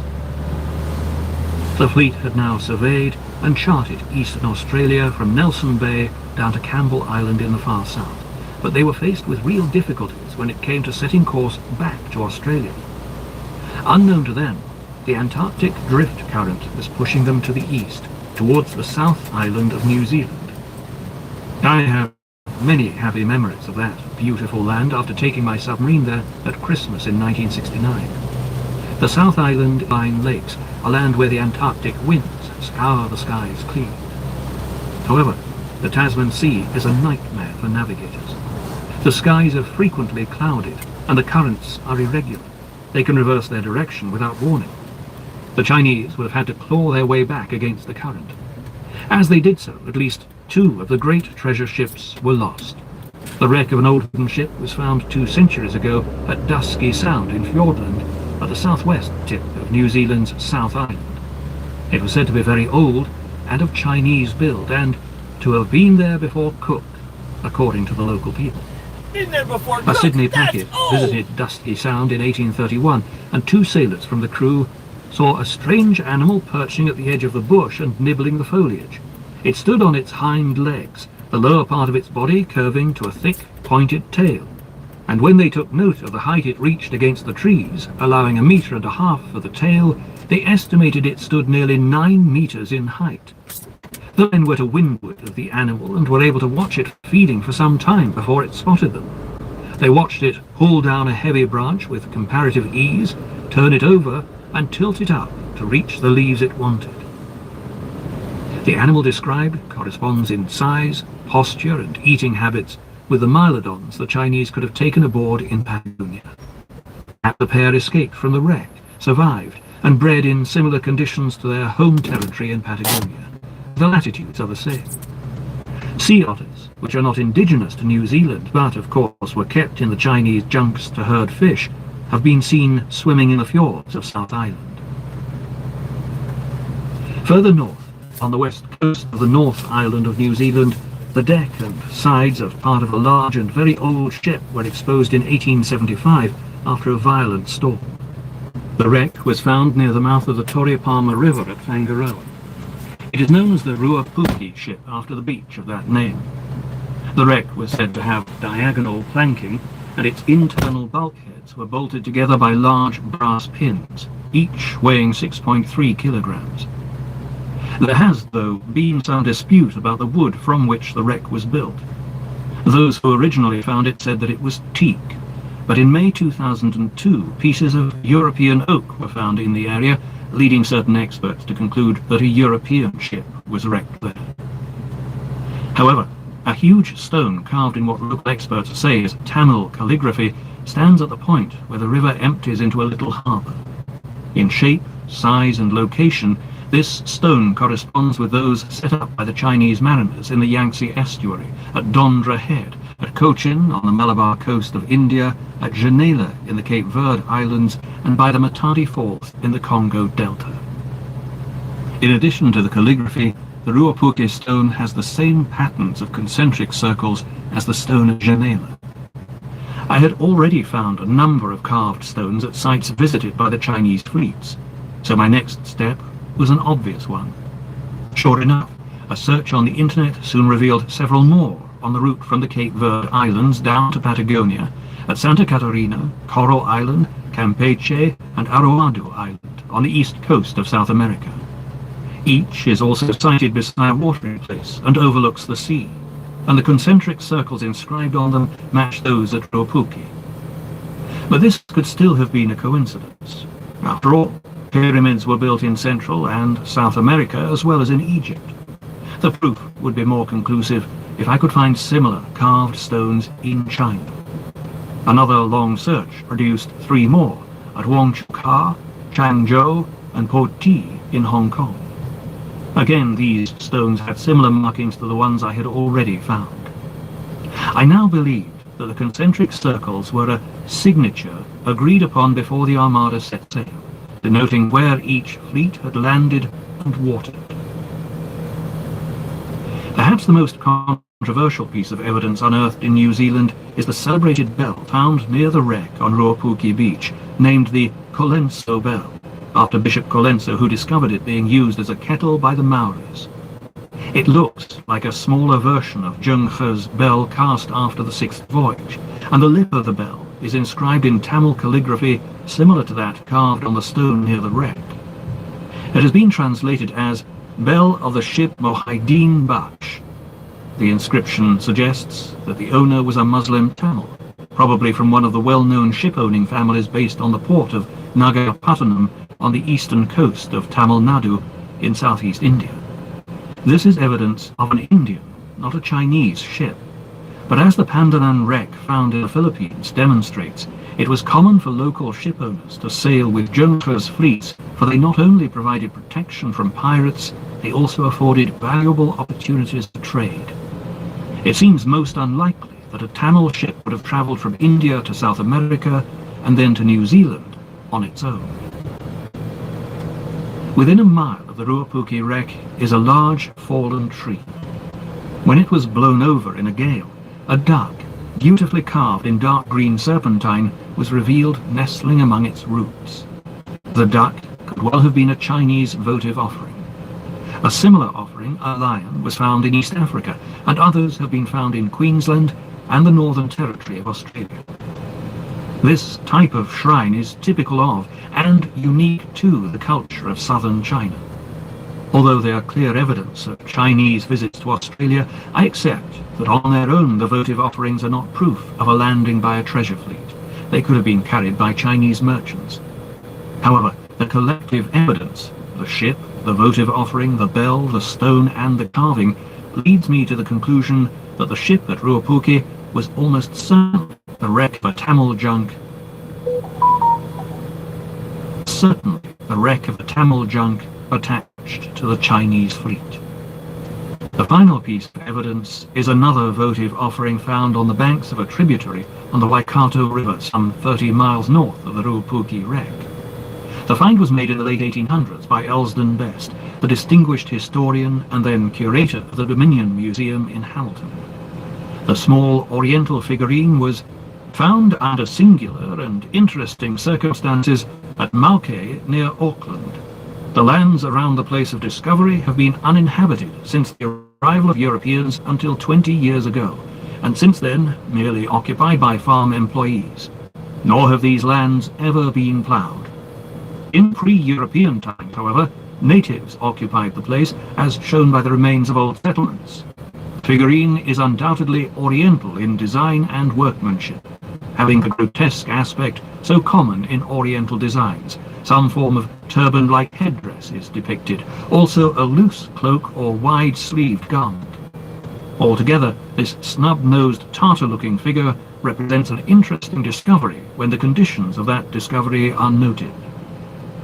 The Chinese fleets were losing ships with almost every landfall, a rate of attrition that continued throughout their voyages across the world, for of the 107 treasure ships that left China in 1421, a mere handful survived to return home in 1423. As the Mandarins complained, myriads were lost. Those huge losses increased the likelihood that the wrecks at Ruapuki and elsewhere on the Chinese route were ships from the treasure fleets. If the ship at Ruapuki is a wrecked treasure ship, then tales of the shipwrecked crew must exist in local legends, just as they do in Central America and Southern Australia near wreck sites. When I investigated, I found that Maoris living near Ruapuki had just such a legend. The strangers who settled among them were called Patupairehe, or pale-skinned, almost supernatural people. Another meaning of the word is fairies. They wore white woven garments and also differed from the Maoris in having no tattoos and by carrying their children in their arms. Some married Maori women. I believe this local legend is true, and that the first non-Maori settlers in New Zealand were not Europeans, but Chinese. Subsequent DNA analysis has only strengthened my belief. Chapter 8. The Barrier Reef and the Spice Islands.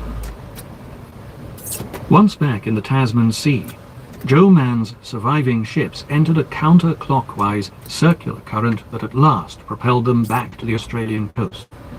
The shape of the southeast Australian coast, coupled with the location of Campbell Island on the Jean Ross chart, and the wrecks in southwest and northwest of New Zealand, are all consistent with the junks being swept before the winds and currents from the Australian coast down to Campbell Island, and then in a loop with the wind back to New Zealand. Continuing before the wind would have caused them to make their second landfall on the Australian coast just north of Brisbane. Assuming an average speed of 4.8 knots, reduced to 3.8 by the current and storms, the journey down to Campbell Island and back again would have taken at least 10 weeks.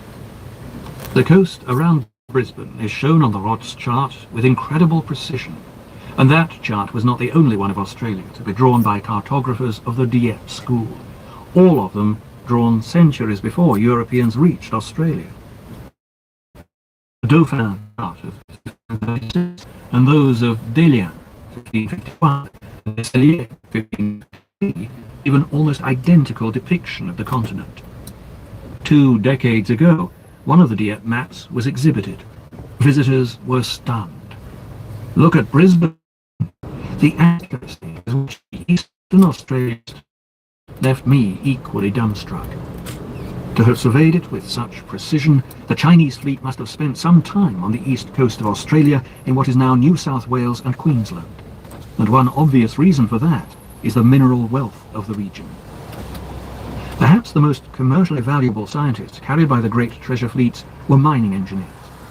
At that time, China and India together accounted for almost half of the world's entire wealth. The Indian engineers led the world in mining technology. They had opened up gold and iron fields in East Africa, stimulating a flow of raw materials eastwards across the Indian Ocean. Indian engineers and metallurgists sailed with the treasure fleets, but China also had centuries of experience in geology, mineral extraction and processing.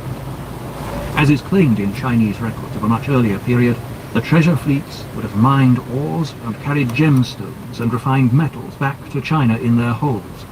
But the Chinese would also have set up longer-term settlements to exploit the mineral riches they discovered on their voyages. Chinese scientists had classified minerals into groups by the 1st century AD. Those early Chinese scientists could distinguish between different fluorides, sulfides and nitrates and knew how to exploit them. They used mercuric sulfide, cinnabar for red inks and paints. Steatite was added to paper as a filler, and skin capable of detecting minerals and metals by magnetic or by measuring shock waves caused by explosive detonations, even by the lie of the land. They also knew that the ores and minerals they sought often geologically linked with others. Greenstones always occurred in the neighborhood of copper ores. They even had a rhyme for such associations. When there is cinnabar above, gold will be found below. When there is magnetite above, copper and gold will be found below. Similarly, iron was associated with hematite on the surface, and both sulfur and iron pyrites signified alum. Chinese chemists had also deduced that certain plants thrived on particular minerals, to the extent that they changed color and taste when growing near them. Cibuli onions signified silver, shallots gold, ginger, copper and tin. Western scientists did not establish until the 18th century what the Chinese had known for centuries, that some plants can indeed signal the presence of gold and other metals. The Rots chart of Australia and the wealth of wrecks and Chinese artifacts found in and around that country show that, by luck or design, the great Chinese fleets had discovered the location of some of the most varied and rich mineral seams in the world. They had done so accompanied by horse ships. The Chinese took inordinate care in the selection of their horses. Their favorites were the famous blood ponies of Tajikistan, so named because they supposedly sweated blood. The red markings on the skin were actually caused by a skin parasite. Blood ponies were bred in the high, rolling valleys of China's Tianshan, Heavenly Mountains, where they galloped through the walnut forests that cloak the slopes. They were incredibly swift, but also hardy and strong enough to make their way through dense snow and survive the worst weather. Zhu Di imported millions during his reign, placing such a strain on the imperial treasury that a special tea for horses bureau was established to barter tea for the animals, thus avoiding further payments in silver. Thousands of horses of the Chinese cavalry were carried on the horse ships accompanying the treasure fleets. They were fed on mashed, boiled rice, necessitating 3 gallons of water per horse per day. There is evidence that the Chinese took them ashore. Horses were then unknown in Australia, but they are beautifully depicted in drawings on the Voyage chart of the Dieppe school, although not, it must be said, on the Ross chart. There was good pasturage for them around Sydney, from where an easy trail led up the Nepean and Hawkesbury valleys into the interior. A huge range of minerals, including gold, silver, gemstones, coal and iron, can be found within 200 kilometres of Sydney. Further up the coast at Newcastle, also clearly identifiable on the Ross chart, there was an equally spectacular array of riches. Within a week's ride from the coast were diamonds, sapphires, and a wealth of other minerals. Like their modern counterparts, the Chinese and Indian geologists with Joe Man's fleet must have felt they had arrived in a mineral paradise. Many of Australia's minerals were of direct use to the fleet. Combining copper and zinc gave them brass. Saltpeter mixed with sulfur and charcoal made gunpowder. Arsenic was a poison and insect repellent, yet also accelerated the growth of silkworms. White paint made of lead and copper prevented wood decay along the hull line. Kaolin was available for ceramics, while oxides of cobalt, copper and lead served for colours and glazes. Alum was particularly useful for making hides supple, for making drinking water potable, and for its astringent properties. Asbestos has been used for fire protection since the 6th century BC. When King Mu of the Zhou dynasty made an expedition to the Western people, fireproof cloth was cleaned by being thrown into a fire. When taken out and shaken, it became as white as snow. Local Aboriginal legends mention foreign people coming to these parts and mining materials while dressed in stone clothes. There is further evidence in the accounts of Franciscan missionaries to China in the 16th century who spoke of Chinese expeditions to Australia recorded on copper scrolls dating from the 6th century onwards, together with maps of the continent. These early Chinese records, which have since disappeared, described voyages carried out by gigantic fleets of massive junks, 60 to 100 ships, each carrying several hundred men, with the aim of gathering minerals. The wrecks on the coast and the stone buildings ashore, Aboriginal rock carvings and paintings depicting foreigners in their long robes, and the carved votive offerings are all signs of a Chinese presence in the mining areas of New South Wales.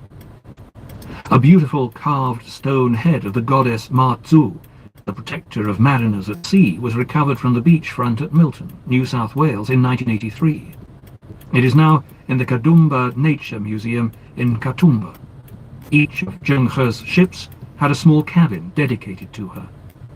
However, the most direct and persuasive evidence of the Chinese visits to Australia comes from Gympie, a mining area further up the coast, 2 hours' drive north of Brisbane.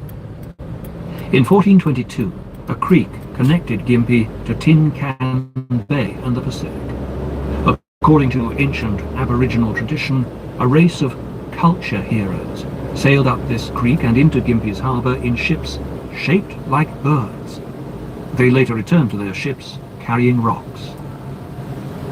While ashore, these mysterious people built truncated pyramids, one of which was discovered by a local researcher, Rex Gilroy, in 1975 and subsequently photographed. Now sadly vandalized, the pyramid was built of granite blocks and stood 100 feet high, with the stepped construction typical of the other pyramids I had seen in South America and right across the Pacific. Mr. Gilroy describes local people uncovering pre-European open-cut copper, tin and gold mines, and he personally found an ancient pipe similar to those used to pour mercury to separate gold from ore. Half a mile from the Gympie Pyramid, near an ancient open-cast gold mine, were hearths that contained nodules of melted metal. Until 1920, Gympie remained Queensland's largest and richest goldfield. Many other artifacts have been found in the area. Two beautifully carved votive offerings are of particular interest. One is of the Hindu god Ganesh, the elephant god carved in beige granite. The other is of Hanuman, the Hindu monkey god, this time made of conglomerate ironstone. Ganesh and Hanuman are two of the most important deities of Hindu worshippers in southern India, whence the fleet sailed and where they embarked Hindu priests, mining engineers and geologists. Two equally fascinating carved animals can still be seen in the Gold Museum at Gympie today. The Gympie ape, dug up in 1966, is a monster with a head much larger than a human's. Its snout has been broken off, but a photograph of the second animal, it has now disappeared, shows the snout, nose and mouth of a beast closely resembling a Mylodon. Whether through intent or happenstance, animals were collected and carried from one continent to another. Giraffes, ostriches and rhinoceroses from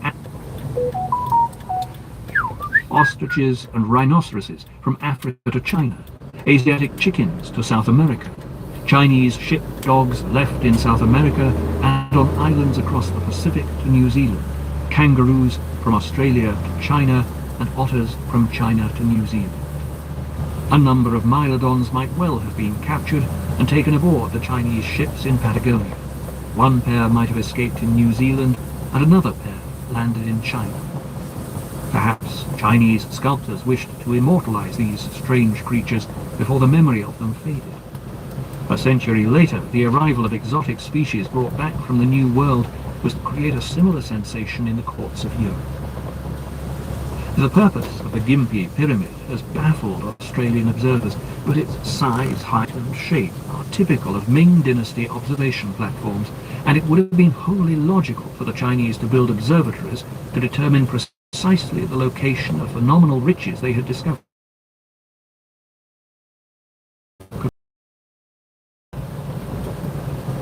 When Joe Man's fleet resumed its voyage, it sailed north up the Great Barrier Reef, again shown with amazing accuracy on the Rots chart.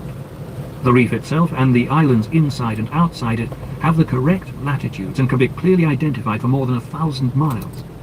However, when they returned to Australia after their voyage to Campbell Island to locate Canopus, their calculations of longitude, as shown on the Rots map, are 20 degrees in error.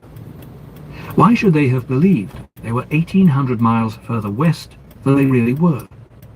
The answer, of course, was that they had been in the Antarctic drift current during their 10 weeks in the Southern Oceans. The body of water in which they had sailed was itself moving eastwards, and Admiral Joe Man as yet had no means of measuring longitude accurately. I realized that the coastline of Australia on the Rots chart north of where Joe Man's fleet returned had to be adjusted to the east by 1,800 miles. As soon as I did this, the result was electrifying. Australia was laid out before me. The cartographer had done a remarkable job and had made only one mistake, longitude, which he had had no means of measuring. He had drawn the eastern Australian coast and the Great Barrier Reef with phenomenal accuracy 247 years before Captain Cook was to do so. When I further corrected the southern coast of New South Wales and Tasmania by removing the ice, I had an instantly identifiable map of Australia. Cook was awestruck by the size and shape of the Great Barrier Reef, a type of structure scarcely known in Europe. It is a wall of coral rock rising almost perpendicular out of the unfathomable ocean. For a mariner, any voyage near razor-sharp coral reefs is a nerve-wracking prospect, particularly at night or in low visibility when the only warning is the noise of breaking surf. If your ship hits coral, it punctures the hull, and it is difficult to get off the reef without tearing the vessel to bits. I knew the dangers only too well from my own experience of taking my submarine, HMS Rockwell, inside the Barrier Reef, and that was with accurate charts at my disposal. A voyage through uncharted reefs is a constant waking nightmare. At night one sees not a single light ashore. By day, nothing but an unbroken belt of grey-green jungle, as if man had never penetrated this beautiful but forbidding region.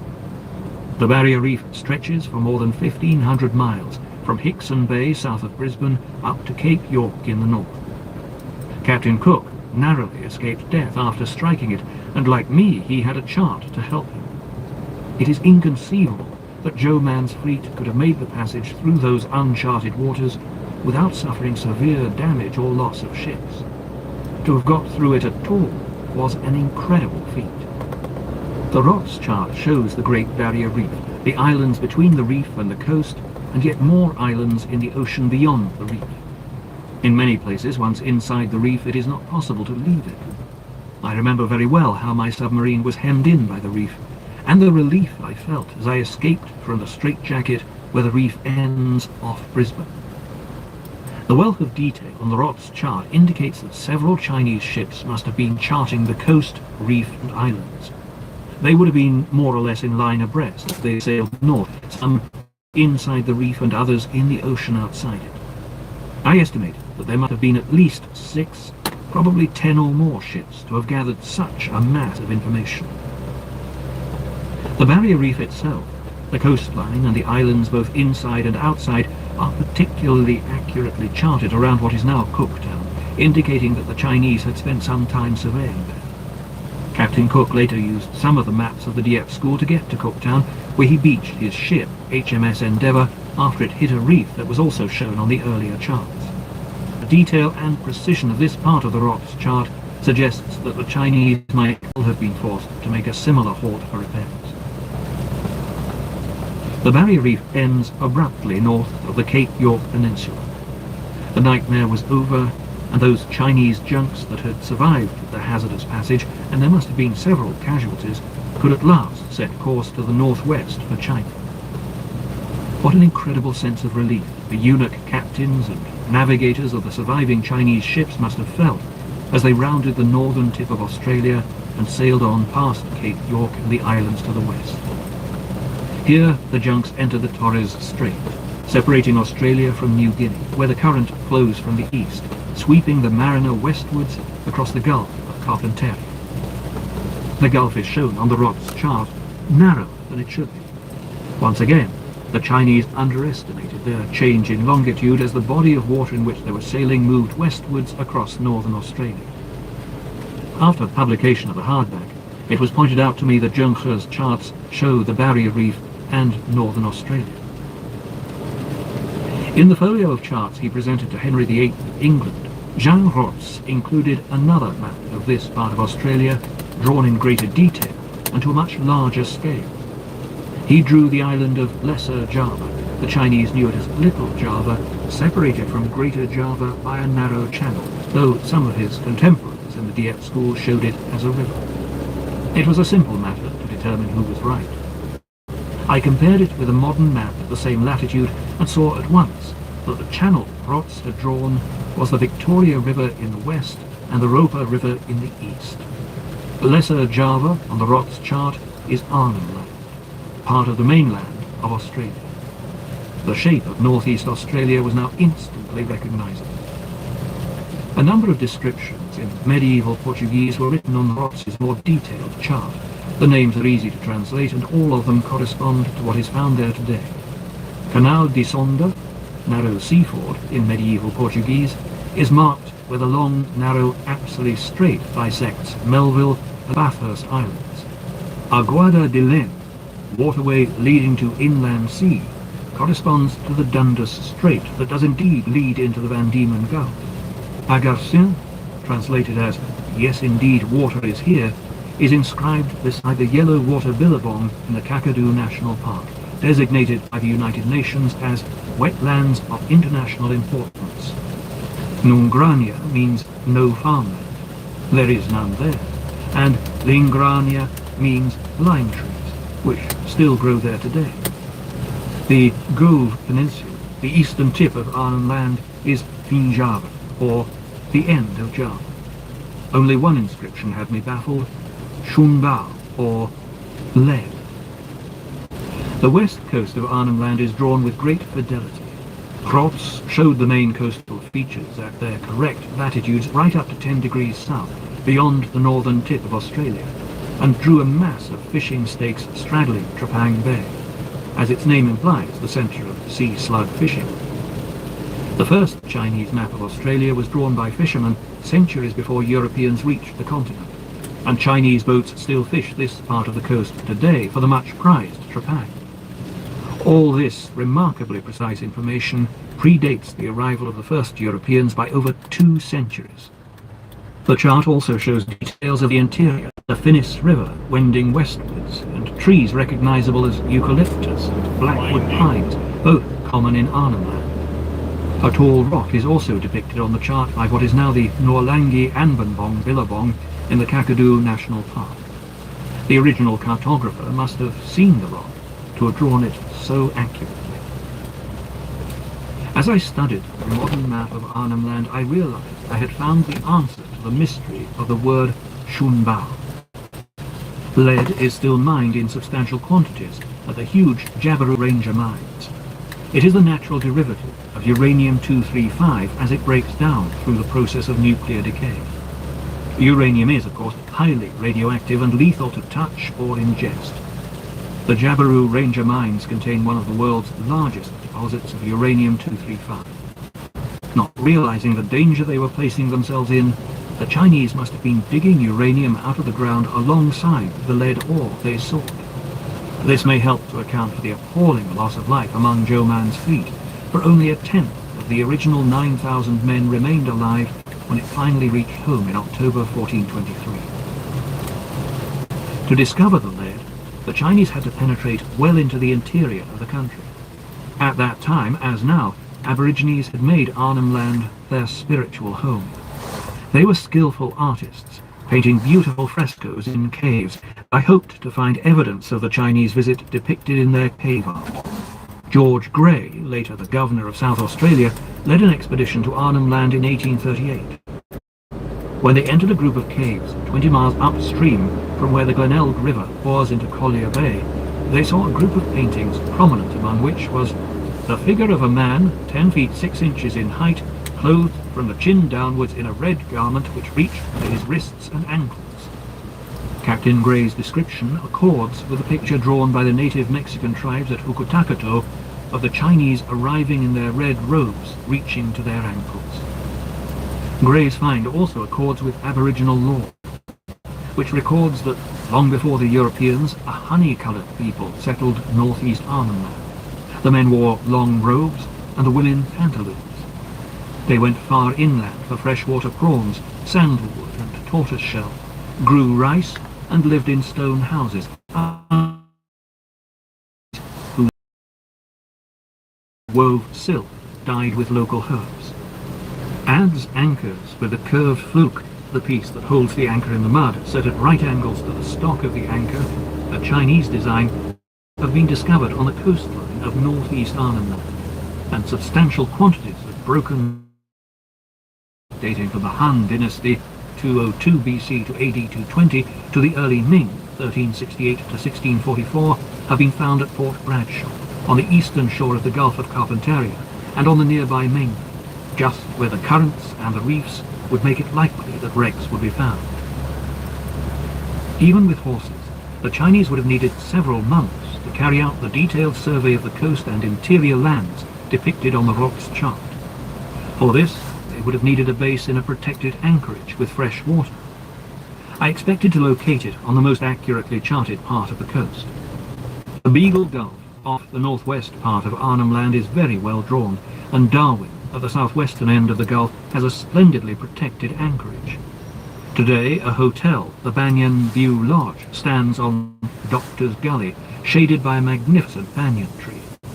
The stream running through Doctor's Gully is now paved over, but in those days, fresh water would have been available from it. The lodge is a popular haunt of backpackers drinking lager, oblivious of the history that surrounds them. Late in the 19th century, it is now in the Chinese collection of the Technological Museum in Sydney. Although very valuable, deliberately wedged deep down in the roots. Dated by one expert as early Ming, late 14th century, the figure sits upon a deer, and in its right hand carries a peach, a symbol of longevity. It is made from very fine pinite, and is beautifully carved and polished. Shu Lao is one of the triad of gods of long life in the Taoist pantheon. Unlike Buddhism and Confucianism, Taoism is a religion peculiar to China, and was never disseminated overseas. Moreover, the banyan is foreign to Australia and must have been imported. This one was already several hundred years old when the statue was just over a century ago. In southern China and Burma, shrines were often built in cavities between the spreading roots of large trees such as banyans, which are to Theravada Buddhists. The shrine at Darwin was almost certainly built by a Chinese centuries ago, and in structure and location it resembles the one at Ruapuki in New Zealand. It is theoretically possible shrines were created by the crews of Chinese boats fishing for Japan, but the possibility is very small indeed. No fishing boat would carry such a valuable statue. It would be worth a lifetime's wages to the crew. It is far more likely that it belonged to a wealthy Chinese captain or admiral from a great ship. By far the most plausible explanation is that Joe Man's fleet used Darwin as its base and created a shrine in which the figure was placed in thanks for having survived a long voyage. I am strongly inclined to believe that the Venetian Niccolò da Conti was telling the truth when he informed the papal secretary Poggio Bracciolini that he had landed in Greater Java on a Chinese junk and had spent 9 months there with his wife. Perhaps she was one of the women in pantaloons. When Europeans eventually arrived, they were not sailing blindly into a great unknown. The Dauphin chart, one of the other charts from the Dieppe school and almost identical to the Rots chart, came into the possession of Edmund Harley, Earl of Oxford and First Lord of the Admiralty in the mid-18th century, and became known as the Harley. It was later acquired by Banks, the young scientist who sailed in the Endeavour with Captain Cook. At the time Captain Cook sailed, the British government therefore had access to both the Harleyan and Rots charts, since the latter was at that stage owned by the Admiralty. Cook's orders from the Admiralty were to search down to 40 degrees south, the latitude of South Australia shown on both charts, where they had good reason to suppose the southern continent existed. They certainly did. They already had 2 charts showing such a continent at 40 degrees south. As they left Australia, like Hung Bao's fleet before them, Joe Man's ships were still laden with porcelain. They were between Australia and home, advice was theirs. If the Rots chart was based on an earlier map drawn by cartographers aboard Joe Man's fleet, it should show the Spice Islands. It does. The importance of Amber, then the collecting centre for the 2 Spice Islands of Ternate and Tidore, so tiny one can walk around them in a couple of days, is emphasised by its being coloured red. In the Middle Ages, Ternate and Tidore were the hub of the spice trade, far and away the most productive islands. They were legendary and had been fought over for centuries, for virtually all spices could be obtained there in huge quantities. To this day, the distinctive scent of cloves is detectable far out at sea, long before the islands themselves are sighted. Further north, at a latitude of 10 degrees north, the Rots chart shows the channel between the Philippine islands of Mindanao in the south and Leyte in the north, but Rots drew only the south coast of Leyte, leading to the obvious conclusion that the cartographer was in a ship passing down the middle of the channel. Using a similar common-sense approach, I could determine the angle from which the Spice Islands and the other islands between Australia and the Philippines were drawn, and hence deduce the route taken by Joe Man's fleet through the islands. Along the way, now sailing in calm and sunny seas, Joe Man would have had many opportunities not only to obtain spices, but to barter his porcelain for batiks, artifacts, fresh water, fruit, and meat. There would once have been plentiful examples of the silks and porcelain Joe Man's fleet had exchanged for spices and supplies, but any traces remain today. How could I find such evidence after an interval of nearly 600 years? I wondered if Magellan had also sailed this way on his circumnavigation of the world. If so, his account might throw some light on the question. When I went to the British Library and consulted a copy of the detailed map of Magellan's route produced after his death, I was staggered to discover that his course from the Pacific through the Philippines and down to the Spice Islands, a distance of well over 1,000 miles, was identical, but in the opposite direction to the track of Joe Man's fleet I had just reconstructed. It was as if the two were using the same passage drawn on the same chart. The chances of this being a coincidence are microscopic. I surmise that Magellan's chart showed Joe Man's route. As well as Pigafetta's description of Magellan's voyage, I found that the British Library also held an account by the Genoese pilot who sailed with Magellan.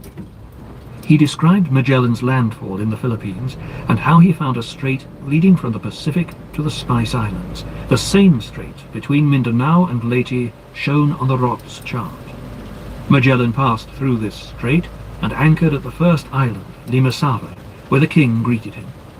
Pigafetta described the king and queen wearing Chinese silk and eating off Chinese porcelain that had been buried for 50 years to increase its value. Their houses had silk curtains and porcelain ornaments, and their trading currency was Chinese coins with square centers.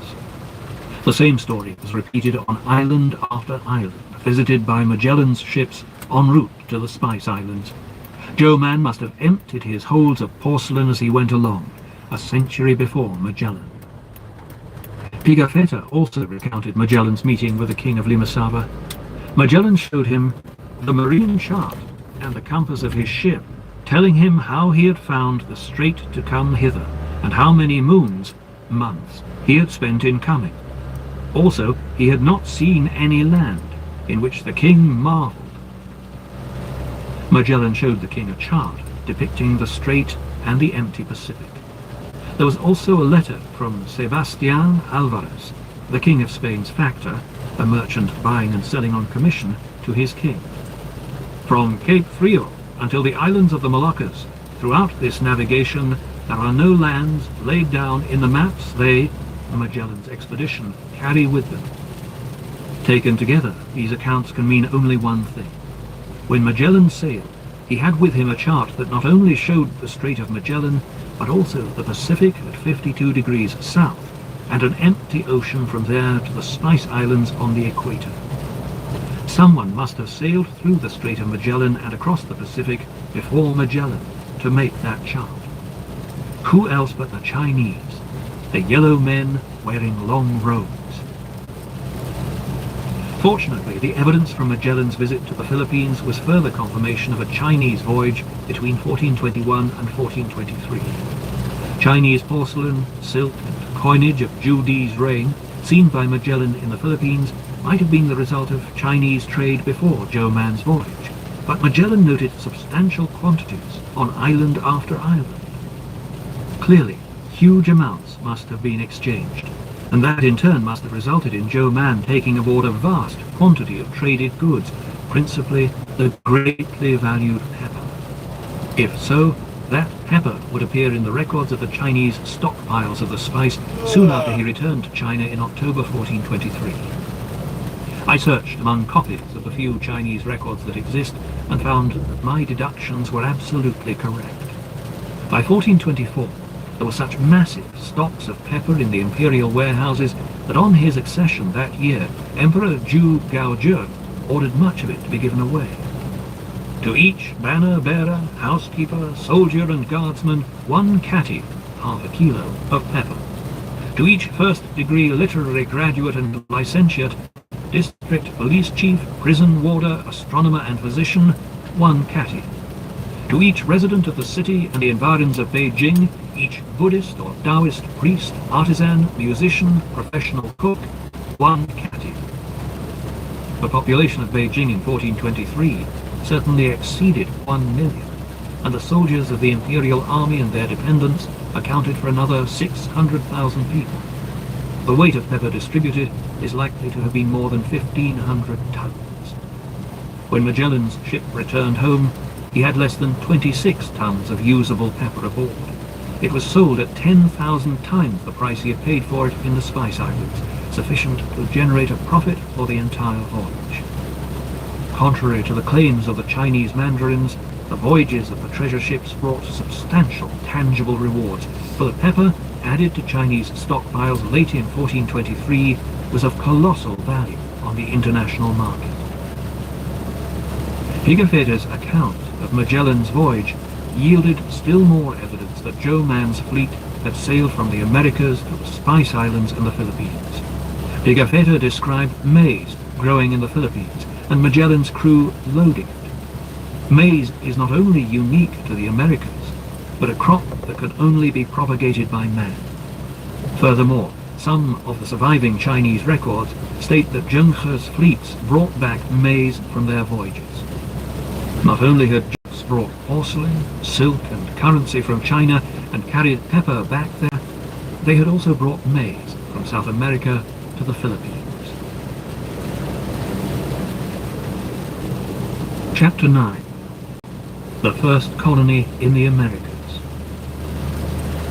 Although he was now little more than 1,000 miles from the Chinese mainland, Joe Man's remarkable voyage was still far from over. I next had to track his fleet as it sailed onwards from the Philippines to reach the coast of yet another new land.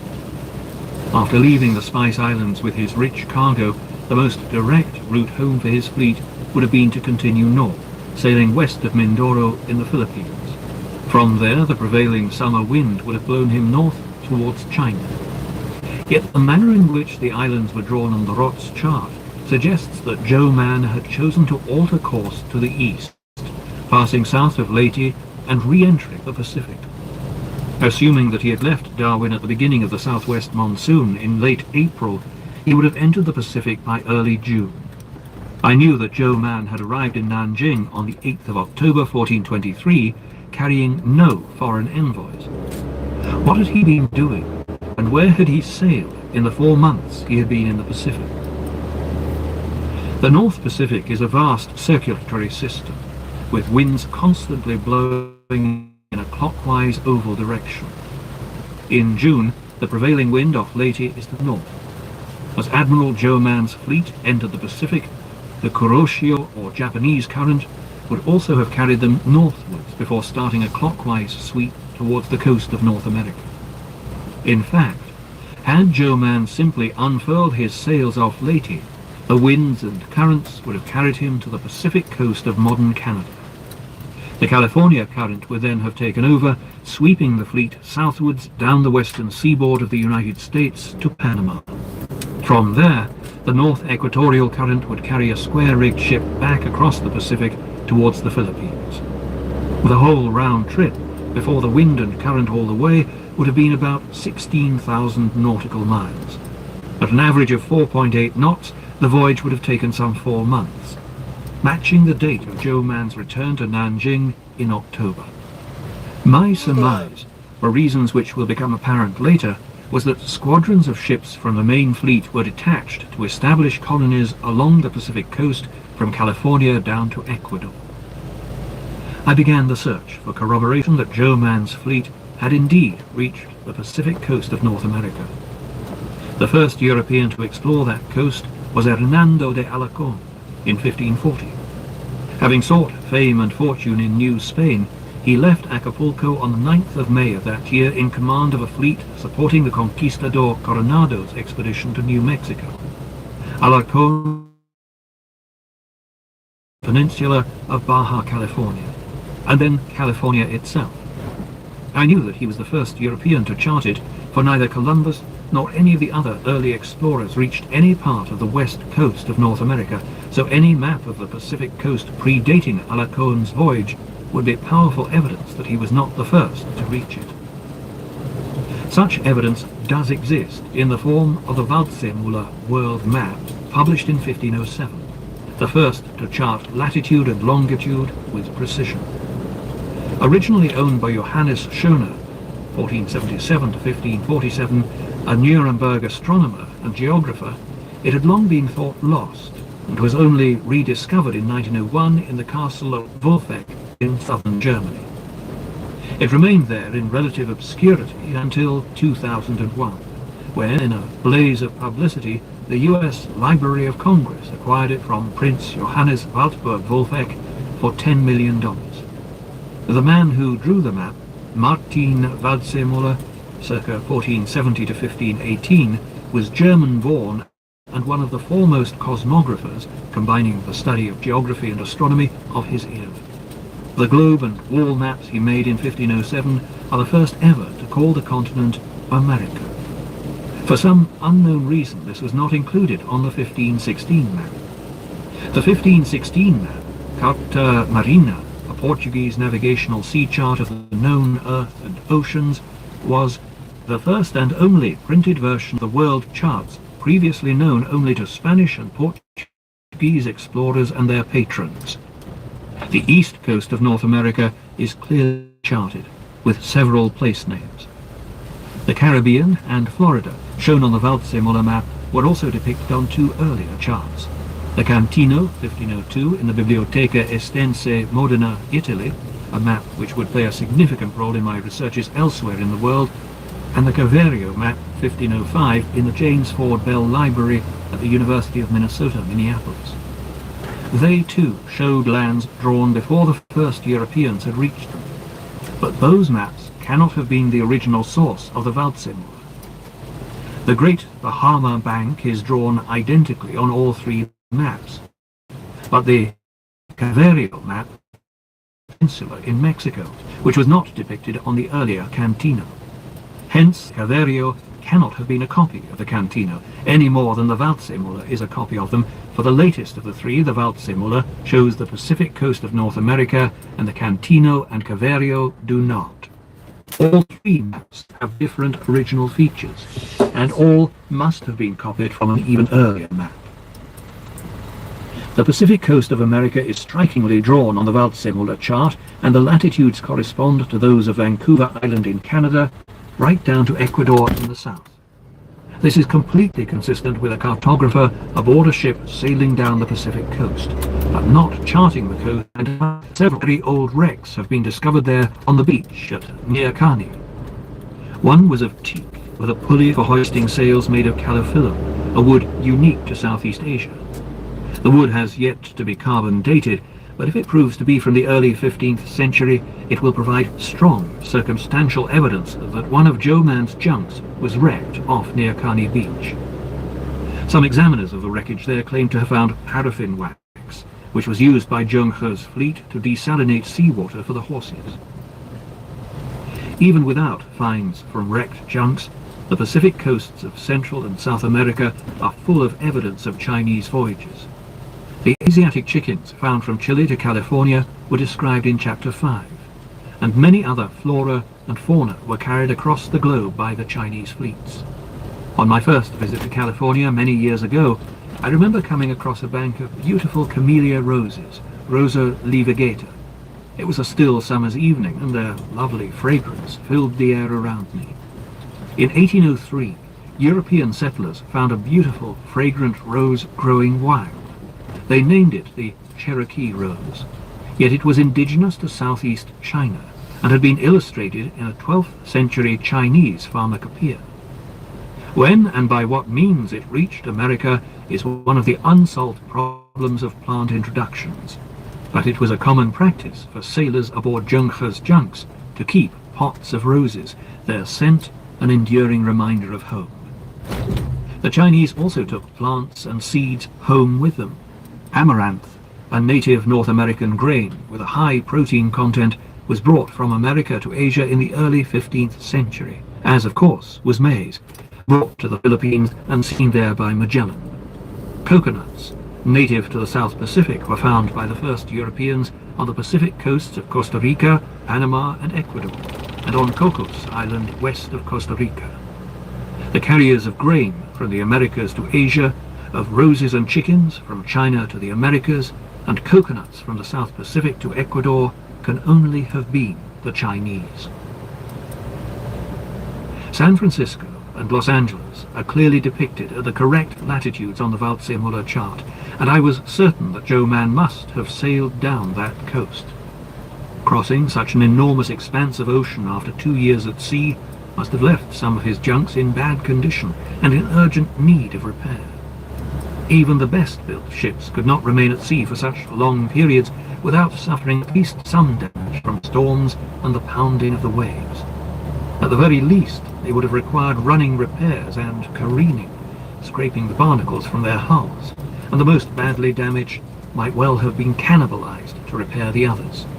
If so, the remains of these wrecked ships should have been found off the coast of California, just as other wrecks had been in Australia and other parts of the globe. My inquiries into strange wrecks on the coast of California drew a blank, but I did discover that museums there held substantial quantities of Ming blue and white ceramics. The accepted wisdom is that these items were brought to California in the holds of Spanish galleons, but a number of medieval Chinese anchors have been found off the California coast, and these are unlikely to have been brought by Spanish ships.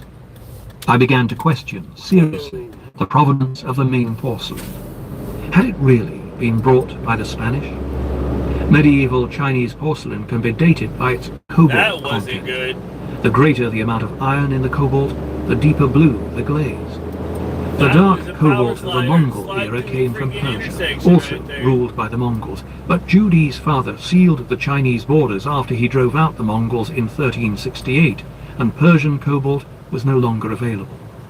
However, Judi reopened the frontiers and restored trade along the Silk Road through Asia, allowing Persian cobalt to be imported once more. The period when Chinese pale blue porcelain was produced and used in Ming China is thus limited, and the color of the porcelain held by Californian museums would indicate whether or not it was made during this period in China's history. I was certain that the great treasure fleet had discovered the Pacific coasts of North and South America, but my researches failed to uncover conclusive evidence such as the wreck of a Chinese junk. In the hope that others might have found traces I had missed, I decided to go public on the issue in a lecture at the Royal Geographical Society in London in March 2002. It was broadcast around the world. Within 48 hours, reports began to come in from California, drawing my attention to the wreck of a medieval Chinese junk buried under a sandbank in the Sacramento River off the northeast corner of San Francisco Bay. My first reaction was to discount the reports. The site was more than 100 miles from open sea, and the discovery seemed too good to be true. But over the next few days, more emails describing the same junk continued to arrive. As soon as I had carried out some preliminary research, I discovered that the prevailing northeasterly winds on this coast could have blown a junk straight across the bay and into the Sacramento River. 6 centuries ago, the river was broader and deeper than today, for deforestation and mining have caused the water level to fall. It was indeed possible, if not probable, that a junk entering San Francisco Bay would have been driven by the winds into the Sacramento River. The tide would also have carried the ship upstream as far as Sacramento. Dr. John Furry of the Natural History Museum of Northern California first became aware of the junk 20 years ago, when he read an account of the strange armor that once had been found in its hold. The wreck was then evidently less deeply buried in sand and silt than it is now. The armor was of an unusual metal. Native Americans did not know how to forge metal, and curiously silver grey in color. It was shown to a local expert who is said to have identified it as of medieval Chinese origin. Dr. Furry's attempts to pursue it to a local school and was now lost, but he was sufficiently intrigued to begin investigating the wreck site. The site was covered with a 40-foot layer of the accumulated sand and silt of centuries, so Dr. Furry began by taking magnetometer readings of the area. These showed a strong magnetic anomaly outlining a buried object 85 feet long and 30 feet wide, very similar in size and shape to the trading junks that accompanied Zheng He's fleets. Core samples were then extracted from the site. The fragments of wood brought up were carbon dated to 1410. indicating that the junk was built in that year, a period that included a maritime high point for the ancient Chinese, as local newspapers laconically reported. The evidence from the carbon dating encouraged Dr. Furry to drill again, with more sophisticated equipment. This yielded much larger samples, including further pieces of wood and a compacted 80-pound mass of millions of black seeds. He sent fragments of the wood and the seeds to China for analysis, and according to Dr. Furry, the Chinese Academy of Forestry have provisionally identified the wood as Kerguelen, a conifer native to southeast China, but not to North America. In the Middle Ages, the Chinese cultivated Kerguelen for shipbuilding. Dr. Furry also told me that Dr. Zhang Wenshu, a former professor at the Chinese Agricultural University in Beijing and the leading Chinese expert on ancient seeds, had provisionally identified 4 different types of seeds in the black mass brought up from the wreck site. 3 were native to both China and North America, but the other was found only in China. Most interesting of all, however, Dr. Furry's further discovery of rice grains and the body of a beetle among the material raised. Rice, indigenous to Africa and China, was unknown in the Americas